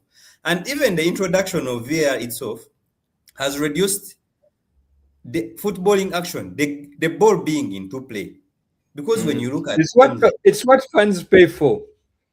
exactly. But when you look at the American sports way of management, look at like basketball. They play about 4 minutes, then they go for a halftime or to a timeout session. They go for checking of a foul, checking of what, all that. It feels like VAR, instead of improving management, it is in terms worsening it. To me, I look at it as they are worsening the game. Their impact, it is reducing the excitement of the game. Nowadays, when a goal is scored, the excitement of celebrating the goal is You first slowly wait. different. Yeah, because you just if when you look away just one single moment and a goal is scored and you've not seen the build-up, there are few clear-cut goals where you need to say you celebrate. Even when it is clear-cut, you still have to say, oh wait, there could be an offside. Oh wait, there could be a handball. Let's wait and see. Let's wait and see. So it takes away the excitement that we had previously. When you look at the technology, I think the only technology that has really done its job ever since it was introduced was the goal line technology. But this whole video assistant refereeing is really reducing the excitement, reducing the football action ever since it was introduced. Not differing from what Innocent said, on a smaller scale, it is good because it helps on certain decisions that anyone else could have missed, like red card incidents, or a handball, or even an offside goal. That one, yes, it reduces. By the time it takes, you would think that when they were introducing the rules, it would be clear. I've seen in La Liga where they have automated offside checks, where it does not take time. But I've also seen glitches, few games where they say it was an automated, where they cancel a goal for offside, but when you look closely, but of course when they change in the visual perspective and they say the arm was ahead, the heel was behind, and all that. So it makes it a little bit more complicated and reduces the excitement that we all have as football lovers. So it impacts the game. To me, it is impacting the game more of the negative side than the positive side. Over to you. Thank you so much, Ian, for that submission. As we also head into the World Cup, this is one that would have been one of the most anticipated World Cups. But depending on how you decide to view it, some people are not as excited. Let's go into the World Cup and look at all these groups and how they stand, who stands a chance, who will be the dark horses. What do you think of the squads and everything? Mr. Producer, please help us with the World Cup squads, and Ian will take us through the group stages, and Innocent will help us with the friendlies. Ian? Thank you, Isaac. The group stages, looking at Group A, Mexico, South Africa, South Korea, and Czechia. There's when I was following up a thread on X, and people were making a comparison between the South African team of 2010 and this one. And of course, they were saying the 2010 one was better, but remember, it didn't earn the place on merit. In terms of continental performance, it was the worst. It didn't even qualify for the AFCON. But when you look at this one, the current one, they play some really exciting football. So I believe it will be one of those teams that will give us an excitement up to a certain stage in the tournament. Then Mexico, of course, Mexico being at home, Mexico is one of those few countries that they stay silent. Then when it is World Cup, we watch their brilliance and they have some good players. So I believe from that group stage, from that group A, Mexico and South Africa will be among the teams that will advance to the next stage. Czechia these days they are not as pushing as they were years ago. Then South Korea they have some really exciting players in most of the leagues. When you, at least in all the top leagues in Europe, they have some players, but no, I don't give them that expectation that they will advance to the next stage. Then Group B, this looks like it is more balanced. Like anyone can beat anyone in this group. It is going to be Should we call it as the group of death? well, I wouldn't call it a group of death based on the teams that are there, but it is that group where you see it is totally balanced that almost everyone can beat anyone. So I believe Switzerland will edge. The next person to move out of the group, I'm still tied on who advances between Canada, the hosts, and maybe Qatar. Qatar lately has improved in their sport. When Asian countries actually improving more on their footballing abilities, I think it is to do with how they went back and set up structures, hired some of the top managers from Europe and all that. So Switzerland will advance. I'm torn between choosing Canada and Qatar. Group C, Brazil. Brazil was a team of flair. Everyone was always eager to watch Brazil play in World Cup. But this current crop of Brazil, the players, was it Innocent who said that some of these Brazilians are not really Brazilians? Yeah, it was Innocent. I don't remember who mentioned that, but this crop of Brazil, I think it is to do with how their players are playing in so many different leagues. You find the whole starting 11 coming from various teams. You don't find players coming from even the same team itself, like one single club. You find them coming from a different club for every player. Now that calls for a different style. Well, we shall still give, when you look at their group, they will still come out. I don't know. The producer helped me with the groups again. Yeah, Brazil will come out. Then Morocco the last World Cup, they did well. They did well. Was it until up to semi-final or quarter-final? I think it was semi-final. Portugal. Yes, that is true. So katika kambuzemu Ian, ngochali ku Morocco. So is Morocco considered the defending champions of AFCON over Tugenda Senegal? I still maintain Senegal did fair and square. The reasons for them not being called champions of Africa were not to do with the football. They were to do with the rules, and which I don't think I would consider so much. But if we are to go to the football they played, Senegal are the champions because for them they won properly on footballing reasons, not on the rules of the game. And football games are won on the pitch. Exactly. So you cannot go in the boardroom and decide who is the winner. So but football then has rules and laws that governs it. So that is true. That is true. But also the rules, you cannot, because you look at, let's say the rule in football, and then they wake up and they punish someone who is not on the pitch, and it impacts the team because of the punishment. Someone who was not on the pitch, he got. So I still maintain Senegal are the champions of Africa based on what game they play. Opinion, you must say this statement right. In my opinion, Senegal are still champions of Africa.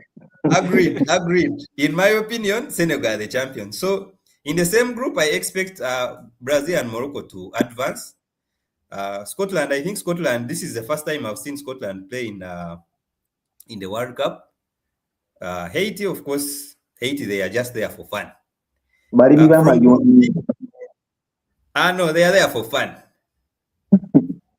Then Group D, USA, Australia, Paraguay, Turkey. This also looks a little bit balanced, but of course, USA being at the home advantage, they will advance to the next stage. Australia, they are always hot and cold. They come, they give us one game, and then they disappear. They give us one good game, and then the next game, it's like they are also there for fun. Paraguay, I haven't seen Paraguay perform well, even when you watch their games when they are playing that South American tournament. They are also that one team that are there because some of them, they appear because of the numbers. Turkey has so many exciting players, by the way.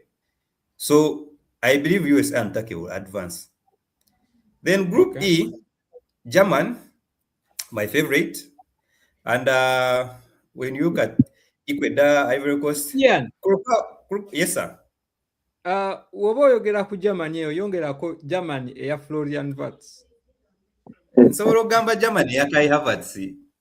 Florian Wirtz ekintu akiyingira buyingizi. Naye Havertz yakiruddemu. Akaana akagonda. Agonda agenda akande ngano. Okay, German eya Kai Havertz never Florian Wirtz. Of course, Germany is one of those teams that always shows up in every tournament. Whether it is Euros, whether it is World Cup, even this UEFA tournament they brought on, they always show up at a certain stage. This time around, they have a couple of new exciting players, surprise call-ups and all that. So they will advance. Ecuador and Ivory Coast, there is a thin line. We saw Ivory Coast in AFCON. It was good. If they take the same football to World Cup, they will probably move to the next stage. Group E, Netherlands, Japan, Tunisia, and Sweden. Netherlands is one of those teams that will always enter a tournament with so many good, talented players. But then when it reaches to the point of winning the tournament itself, they come short of that. We saw them losing the 2010 final. We saw them losing on the semi-final in 2014. And then I think in 2022, they were knocked out by Argentina, I think again. Was it in the quarters? Yeah. So this time round, they have good, exciting players, but will they also give us the same excitement that they've always given us in the tournament? Not sure about that. But I know when you look at this group, they will advance definitely. And then the other three look more balanced. Tunisia has been one of those teams that went silent in terms of performance, even here in AFCON.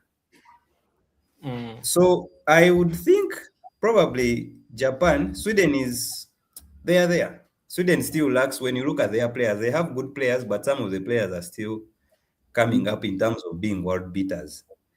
Group G, yeah, they have Isak, they have Jokeres, they have some nice, exciting players actually.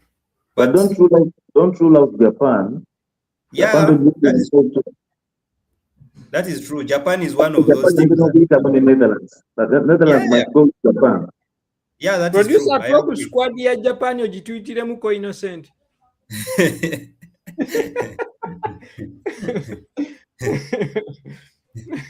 So I expect them to advance. So Japan and Sweden, it will be a close call. But yeah, Netherlands and Japan, I expect them to advance. Then Group G, Belgium, Iran, Egypt, and New Zealand. Now, Belgium, over the two World Cups, 2018 and 2022, Belgium has had some of the most exciting talents. They also have players in some of the top European teams. When you look at almost every European team has a Belgian player. But then when it also comes to this tournament, I think the closest was the semi-final. Was it in 2018 when they were knocked out by France? I think they were exciting. This time they have new players, but they have aged players. So I don't know whether they are going to, of course, they have the experience of being in the World Cup and being at the top stage of the tournament. I don't know, but I expect them to advance, obviously. Then Egypt, Iran, and New Zealand. There are some unfortunate things surrounding Iran's camp. I think this has already destabilized them again. Then New Zealand also, they are there for vibes. So I expect Egypt and Belgium to advance. Then Group H. Of course, Group H, Spain, Uruguay, Saudi Arabia, and Cape Verde. We saw Saudi Arabia shocking us last time. I don't think they are going to have the same. Cape Verde is one of those teams that are silent, but they have some good football, by the way. Cape Verde has some good football. So I don't know whether they will be able to shock us from this group. But the stronger teams are Spain and Uruguay. Of course, Spain are the tournament's favorite. In my opinion, I think Spain might reach the final based on how their team is, and based on their previous performance in the Euro. They did so well. I expect them to advance further, more than from the group. Group I, France, Senegal, Norway, and Iraq. France is also still a tournament's favorite, based on the talent they have, and they are stacked. Yeah, and their recent performances. Because France has, when you look at the last 4 World Cups, France has really been there. You can imagine the last 4 World Cups, they've been close, being either at the semi-final, even at the final. Two consecutive finals, that does not come easy. So they still have the talent, so I believe they will advance. Then Senegal has some exciting talent as well. I believe it is better than these other two. Norway also has some good players. Ian, it is good. Yes, sir. Just pause a bit there, because we have David here on Senegal. David here saying there are some rules that must work on the pitch. I think this reflects on what we were talking about with Morocco. I agree. I agree with him. I agree. But you see, the rules being applied days after the tournament has ended, it does not sound fair. They are supposed to be applied there and then. They should have the rule book immediately, and they are supposed to be adhered there and then. So if you wake up and apply the rules... It's about the football administration and not the rules themselves. Exactly. Of course, like I said, it's more of, we have football, and then we have the media, and then we have the administration. First of all, I had complained before on the VAR and all that, due to its administration and how it is being implemented. So now, when you wake up and you apply a rule of awarding a championship days after the tournament has been concluded, that does not sit well in terms of the whole big picture of football management and the future of football, because it sets a precedent that even after, you imagine like a World Cup like this, and then a similar incident happens, and then afterwards, let's say Spain has won it, and then you wake up and after 2 weeks and you say, no, they misbehaved, so it should go to the opponent. You see, that's abasajja bamyeddedde omwenge gwabwe kati bimaze okugwa mu mawanga abantu abaana bazaaliddwa because of the win, ate nogamba mbu oyagala kansolinga kikopo ky'abasajja nogamba nti bakiwe Man City because olina kyolabyemu mu mateeka waliwo ekitaatuukirizibwa. So I agree the rules must be applied on the pitch, but you cannot choose to apply the rules days later. Ian. So back to the groups. And Ian. Yes, sir. Still on that, abantu e Uganda bafudde banywedde ebintu byabwe bakoze eki bantu basanyuse ate Arsenal bwe scored yakitutte.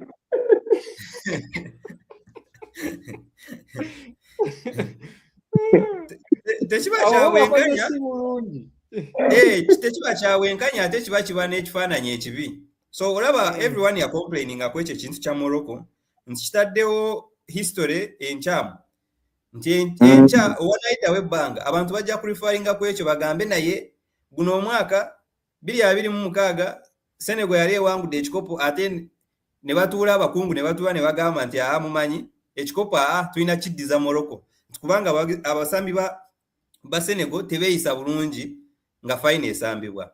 So kiba kiteekawo omutendero omukyamu mu future.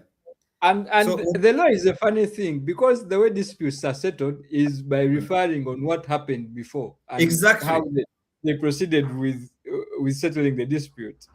And that is why when you look at how VAR implementation has been, everyone has complained this season on how the rules are set or the rules are interpreted.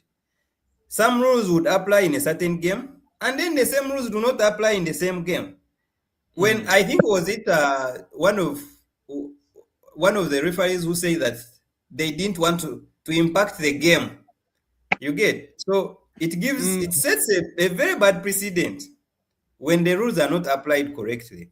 So waking up and you say, because even I don't think there's anyone who even complained about that after the tournament had ended, based on the events that happened on the pitch itself. Afterwards, ebintu byakyukamu, then days later ne batugamba mbwe ekikopo kya Senegal kati kya Morocco. Okitegeera? So it does not give a good representation.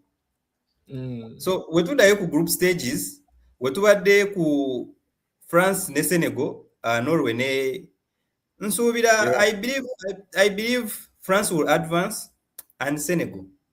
Norway they are good, but do they have the tournament experience of playing here? Because we've seen Senegal playing almost all the previous World Cups ever since they started coming. So I believe Senegal, they have the talent, they have the right management actually to go ahead and advance to the next stage. Then Group J, Argentina, Austria, Algeria, and Jordan. Argentina, of course, they will advance. They are still very weak. And they have the greatest football player that has ever lived.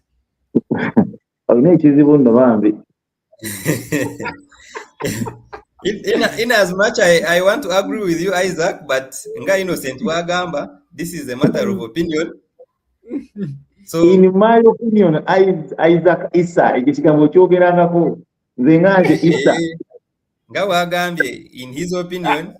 I think we will have to organize a separate show for something like that. Yeah, that is true. That is true, and debate about the football greats and how everyone views them as the greats. So Austria, I saw Austria was it in during the qualifiers. They were good. They were good when they were playing some games. They were good. Also, was it in Euros? I don't remember. But Austria is good. It has some good players. However much they are not so much mentioned so much outside in the media. But I believe there will be some of the team that will be exciting to watch.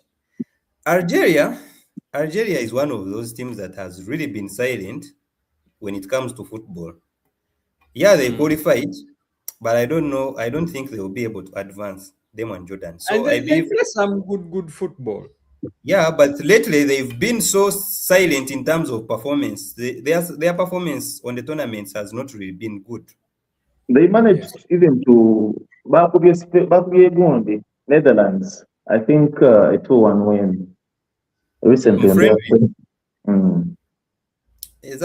Friend is that is also another thing, and then the tournament, because the seriousness changes.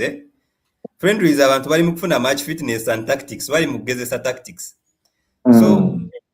So I believe Austria and Argentina will advance. Then when we go to Group K, Portugal, Colombia, Uzbekistan, and DR Congo. Of course, Portugal, the people's favorites. Ne Portugal, no. Abawagizi ba Portugal mujja kunsonyiwayo ekintu kimu. Abasambi mwatutte bazeeyi nnyo. Ate ani muzeeyi?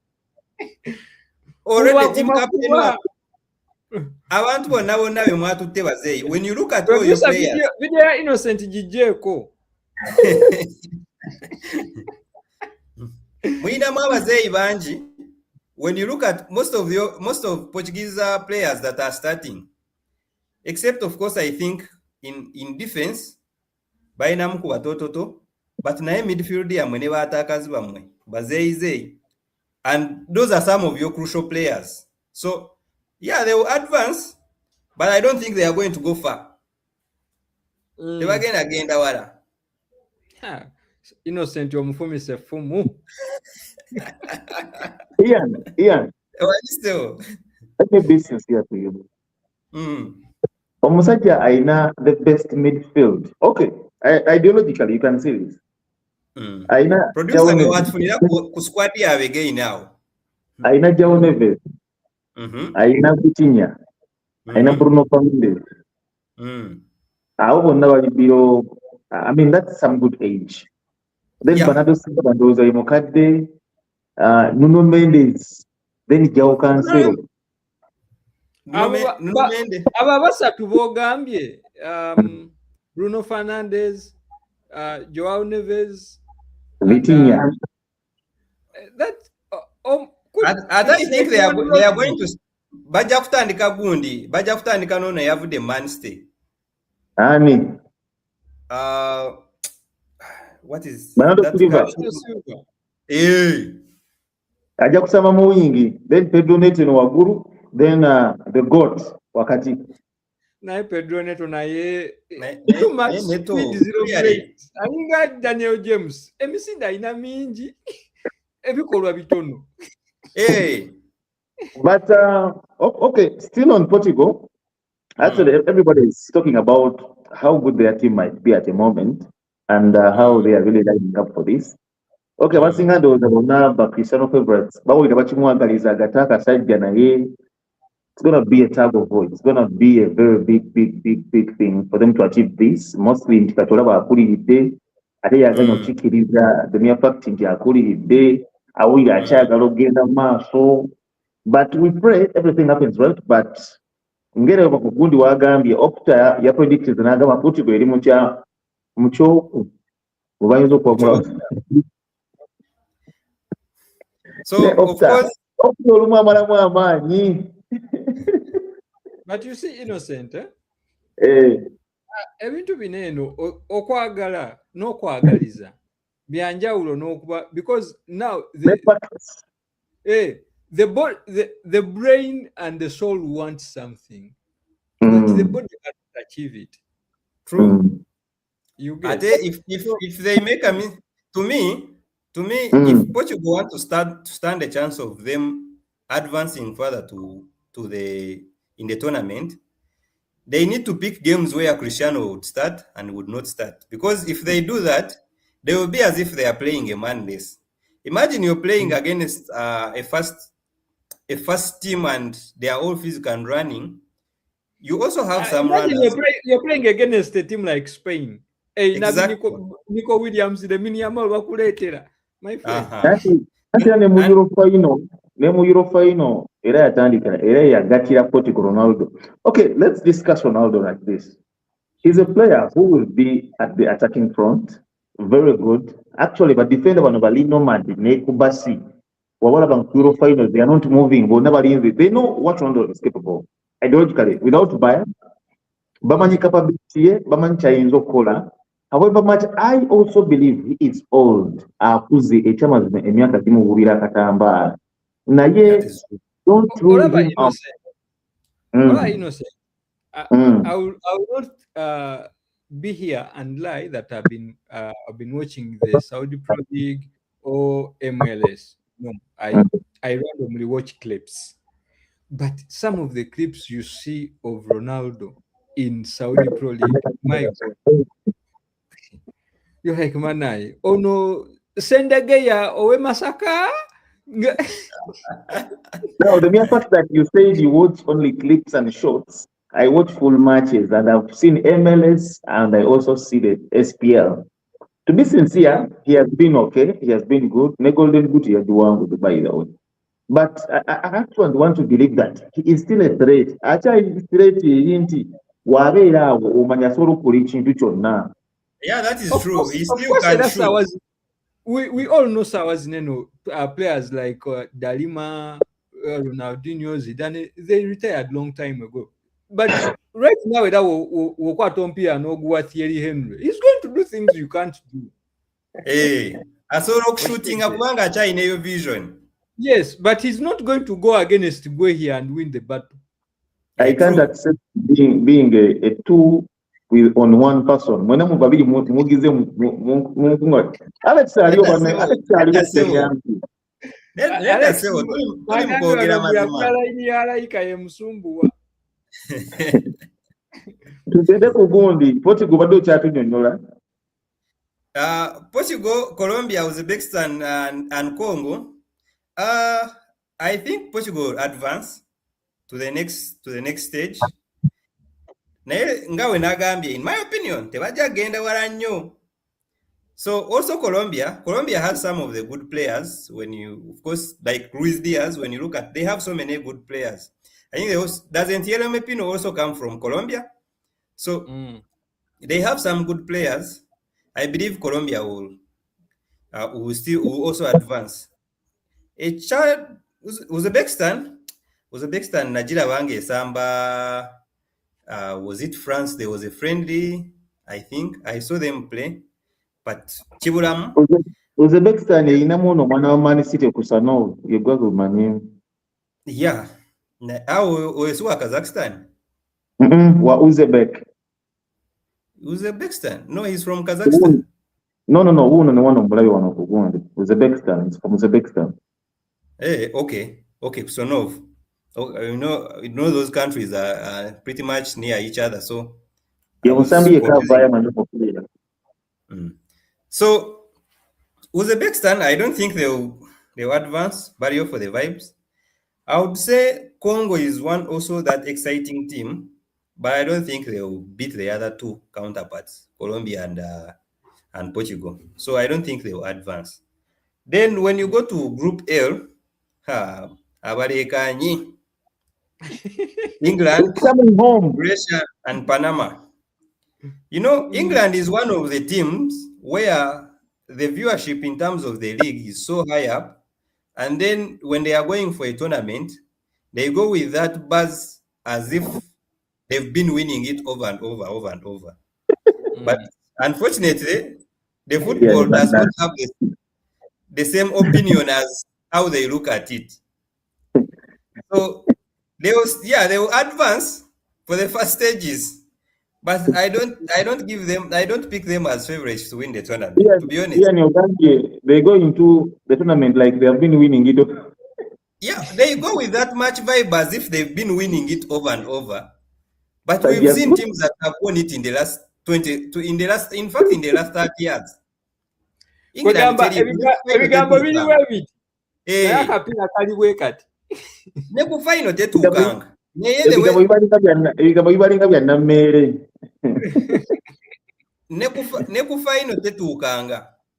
Andrew Nakugamba, England will win. Well, that is also his opinion, like I have mine.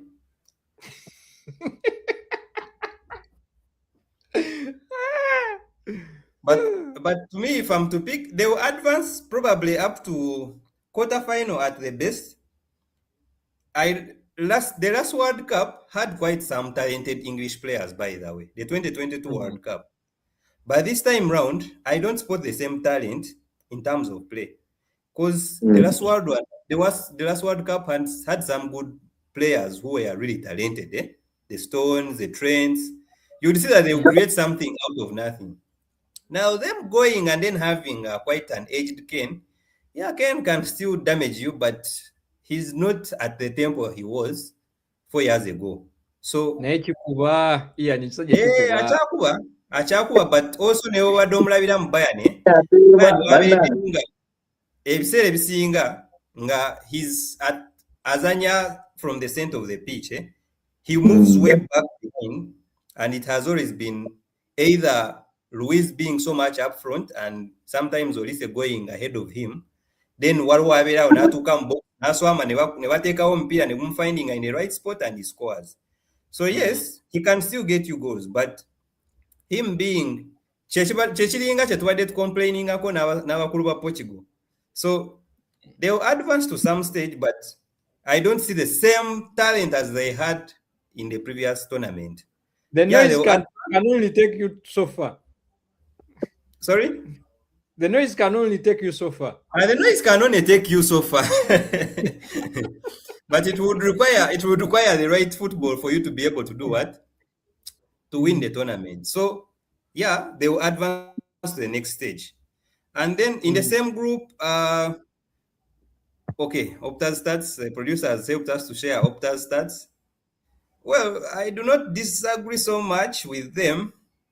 Naye giving Argentina. Ekyo nkiinamu obuzibu ate ne Germany we bagitadde nakyo era anyway Opta naye erina bye beesingirako naffe abalaba omupiira tulina bye tubeesingirako, so sija disagreeing because they have the data they used. But like again I said, a tournament is a tournament and how you approach it is very important. We've seen certain teams have a better way of handling the tournaments. From the same group, Ghana has, okay, Croatia. Let me first speak about Croatia. Croatia has some good players, but I think possibly their climax was against France in 2018. That's when we really saw Croatia. Yeah, that is what I want. This current group of Croatia, even the last tournament, were they beaten by, was it Poland? What team beat them? Was it Brazil in 2022 that knocked them off? Was it France? I'm forgetting the team that knocked them off. But this Croatia, no. They are not it this time round. But they will advance ahead of Ghana and Panama. They will advance. Okay, thank you so much, Ian, for taking us through all those groups. And take us through the World Cup friendlies and some of the squads that the producer will be helping us with in just a moment. Innocent, please take us through the friendlies. We saw Ivory Coast, it's France. Yeah, as Ian has stated it verily that friendlies don't much matter, but I think personally they have great impact. Well, France they were in a full house, but Ian Botin Bampe, Michael Lise, Marcus Thuram. I was saying the one about the Moran check you could be in Zungirizi, it's already German. Ivory Coast, Africa Cup of Nations, we know it as a tournament team. There's a multiple teams also, and at least we were to say some actually there was a Africa Cup we are saying by on the Queen of Jibakaya Nira, Zinezwaka Nira, and the same day your Morocco Nation of Windows a so yeah, is so far to money going to Ivory Coast at one World Cup, you're saying by you, but looking at what happened, I watched the match, it was a very good one. Moturabidene Muganda what desire doing. Geraldine doing that every team ye nini nasanyuka nnyo ne baraga ekifaananyi kya Muganda we naye n'aseeka nga Muganda bakubye akatimba. Then Amadi Diallo ndowooza okuva mu February abadde ddala bapaka leero. That's been long. So naye yasobodde okuteeba, and I really think let's not look at these matches as fitness matches. These are serious matches. Basajja bazzinga, they want points and they had to bring in their fire on the pitch. Yeah, Pozikati Spain, Iraq. This is Iraq. Casually, Yes, Spain is not very good football. Coach Wabwe, I don't know what really had in his mind, and Iraq, Iraq could say it ideologically. Really, I don't know what happened, what transpired. They didn't have a lot to do. For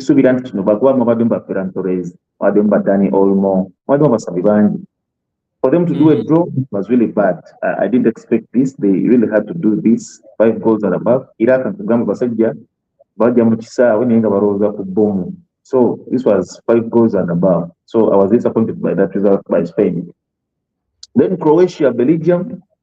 Zino team zonna zinensi zonna zaagwa. Belgium at one point Luka Modric, Kevin De Bruyne had to come up to say that we are old, we have aged, or we need to pull up stockings, or we need to get very many things for our team to be on top. But they managed to beat the old ladies of Croatia again, and you can see a goal by Yuri Tielemans. It was a nice goal. I saw it. Then in the 90 plus 6 minutes, that's when Romelu Lukaku, after his long time injury, I don't think a banger then no. But he came in, he showcased what he's made of, and things really happened well for them. Yeah, Brazil. Brazil had Samba Panama. This was a very good match. I watched it. We actually we were showed Vinicius's quality. Oh my goodness. Vinicius's quality, Rafinha's quality, Casemiro's defending, Matheus Cunha's player, the likes of Lucas Paqueta, Martin Somopira, their goalkeeping, and it was a good team flowing football. It looked more of a team that is managed, and I really thank Carlo Ancelotti for what he has been doing for this team. And I think it may be a surprise for us. We're not money Brazil,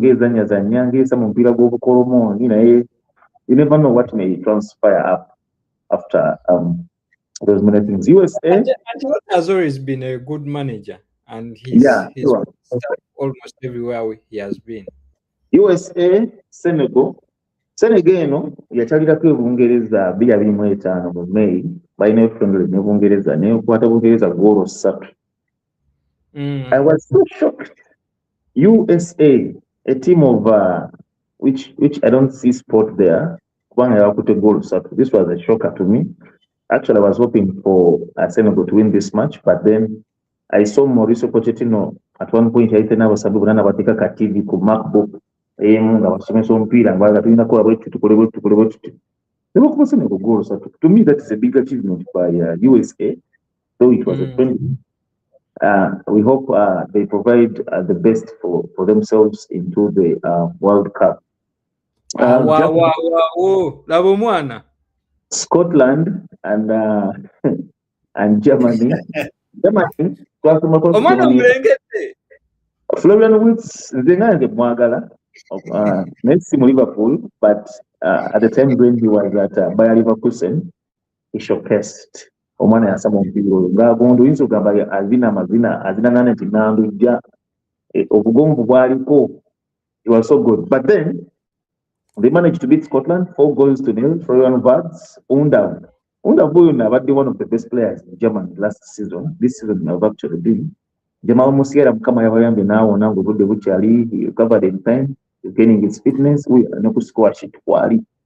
So hopefully Nabuka things move out for them. But this was a good match. 4 goals is good. And that was okay to me. It was a very good match. But showcase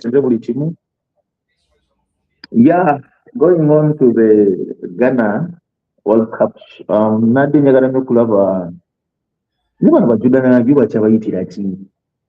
why is Jordan still called on the national team?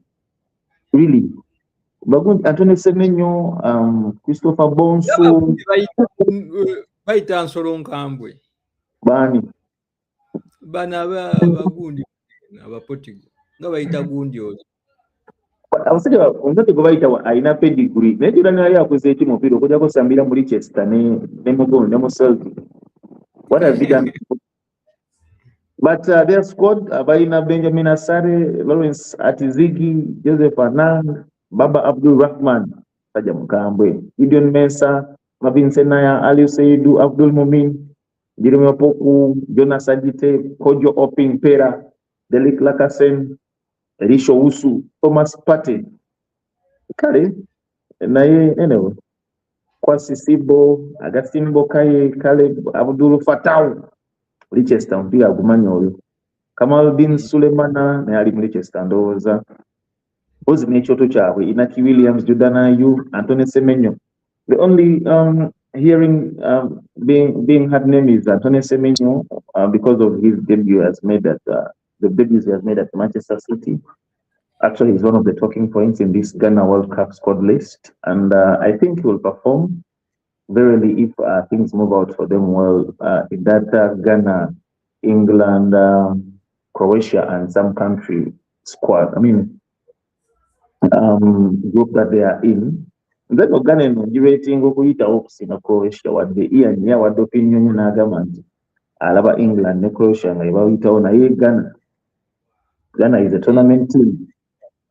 Then Sabo Luis Suarez yavuddeyo Uruguay n'agamba yeewuunyiza nnyo odio okuluma nga taliimu yeewuunyiza nnyo yali kati era mbu teyeebase kiro okuba nti tali mu squad omutima akyabwewulira ng'ate olwedde abadde takyasamba nakusamba erinnya ekiri awo kozi takyamaanyi yakabye n'amaziga nga bamubuuza yagambe kino sikirabangako obulamu bwange bwonna. But that's football.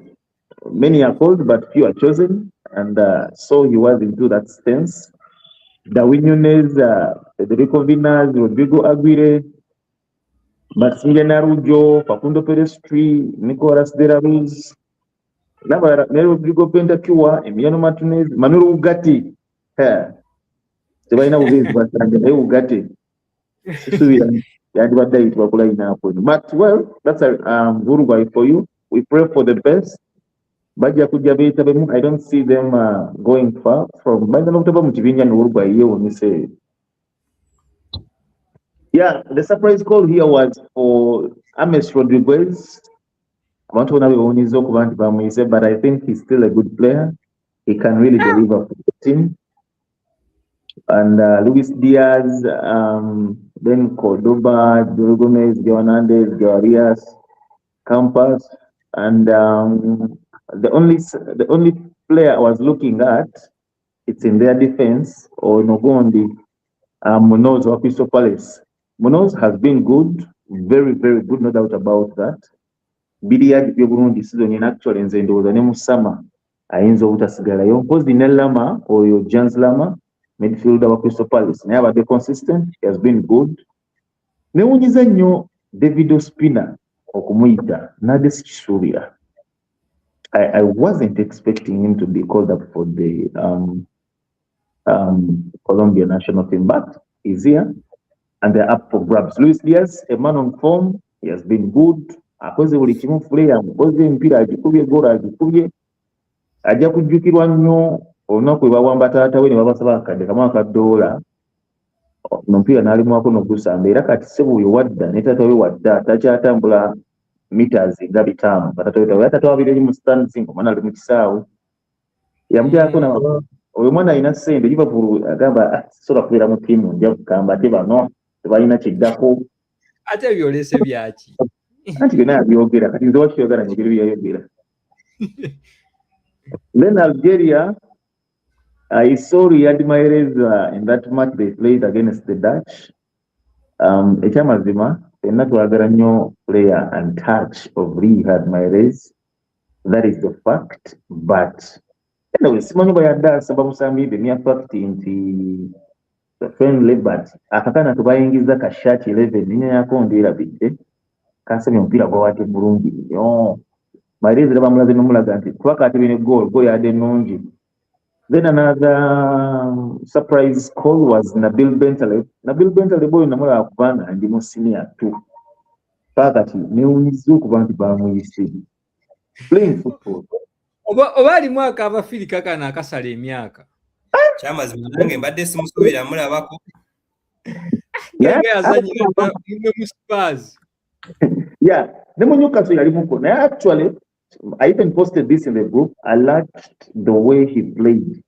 Yabadde good.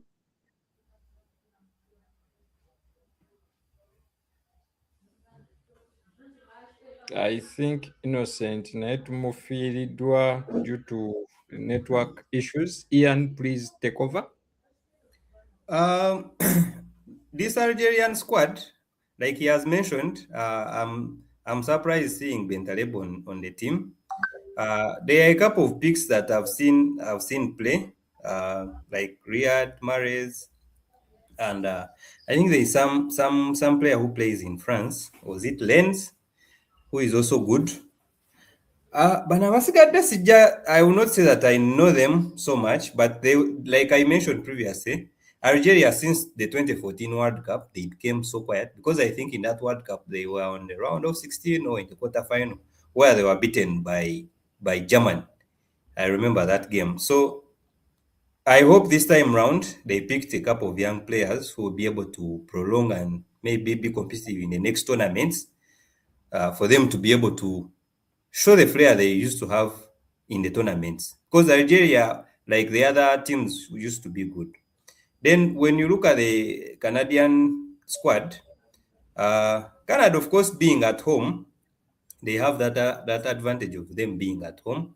When you look at their team, I believe Canada is also one of those few American teams that you find that they are playing in different leagues. Of course, the highlight of their squad is Alfonso Davis, but the past 2 seasons he has been struggling with injuries.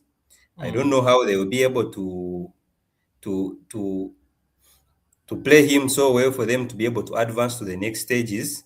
I can see in the defenders, Moise, Bambito, Drake, Cornelius, Alfonso Davis, then Luke, the Frogleres, Alistair Johnson. Alistair Johnson, I think, was in one of the Premier League teams, if I remember.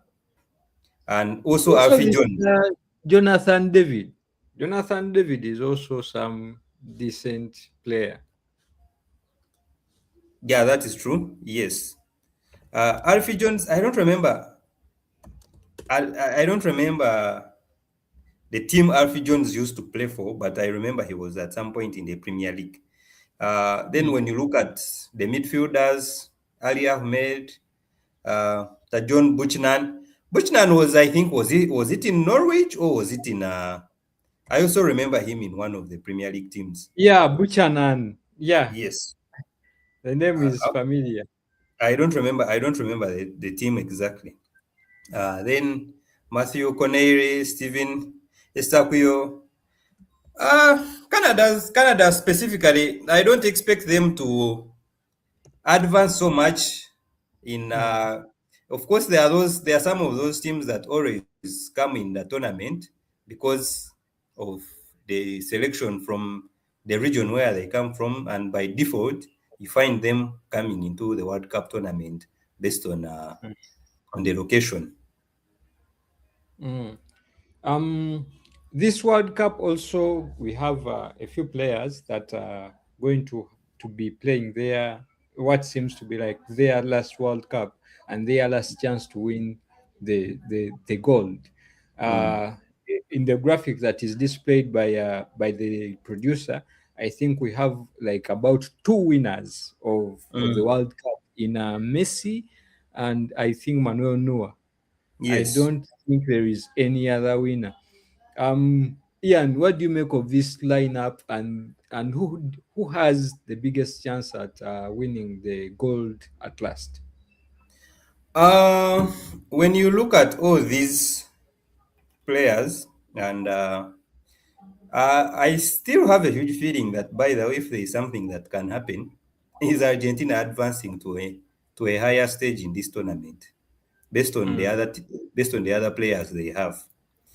The rest of these other players, when you look at Croatia for Modric and then Neymar for Brazil, this Brazil is so unconvincing.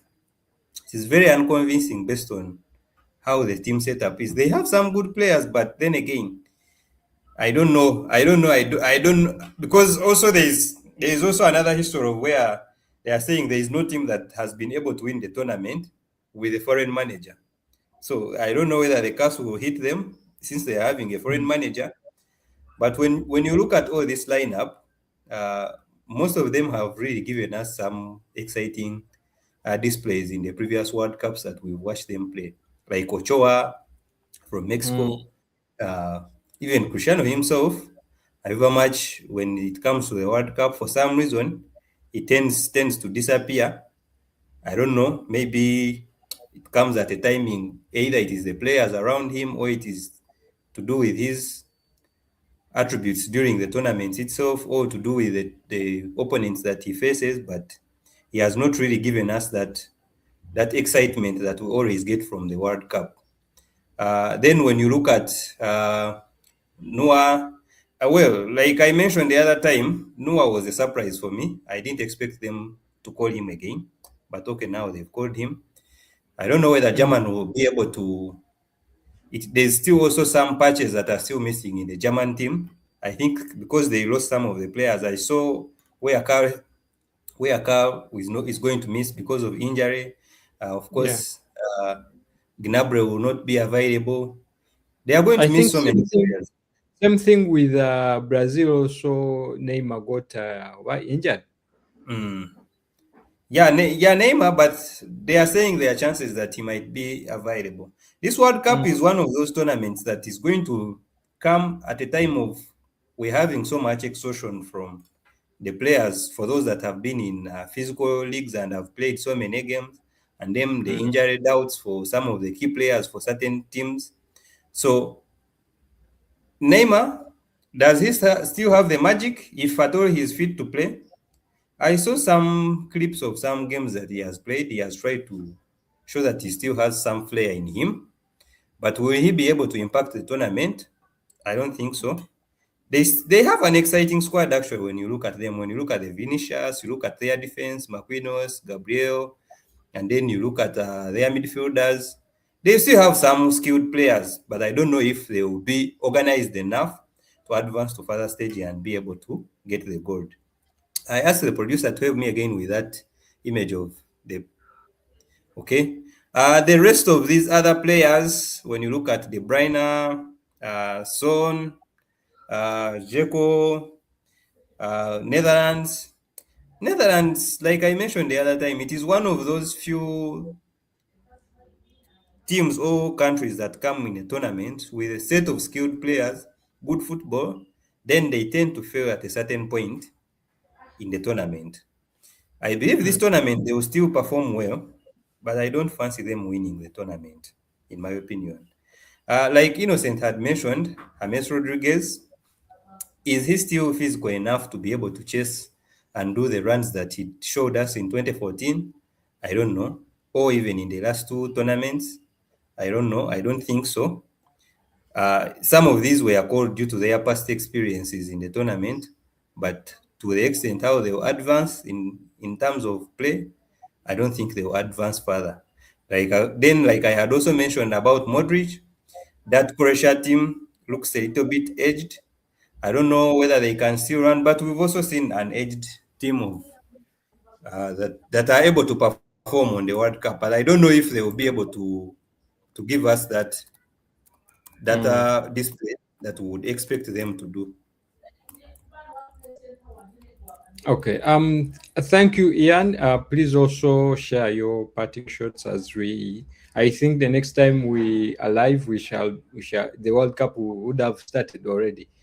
Please share your parting shots and yeah. I want to thank the viewers that are always with us, that always try to watch and participate. I encourage you to share the links, the videos, invite your friends to watch and participate, to share insights in terms of football, in terms of sports, and let's make a serious analysis, a serious one, as in the background as it happens. Otherwise, thank you so much for watching and following. Thank you, Ian, and thank you to everyone that was participating in this show. Unfortunately, we were unable to have Shaban today. He had a few personal issues to sort out, and the rest of the crew, we lost them due to internet and technical issues. But thank you so much, our viewers. We really appreciate. We don't take your time for granted. And like Ian said, please share, like, comment, and let your friends into the conversation, because we are all stakeholders in this sport and we all have our opinions. This has been Unserious Analysis. I've been your host, Isaac Issa, and we sign out.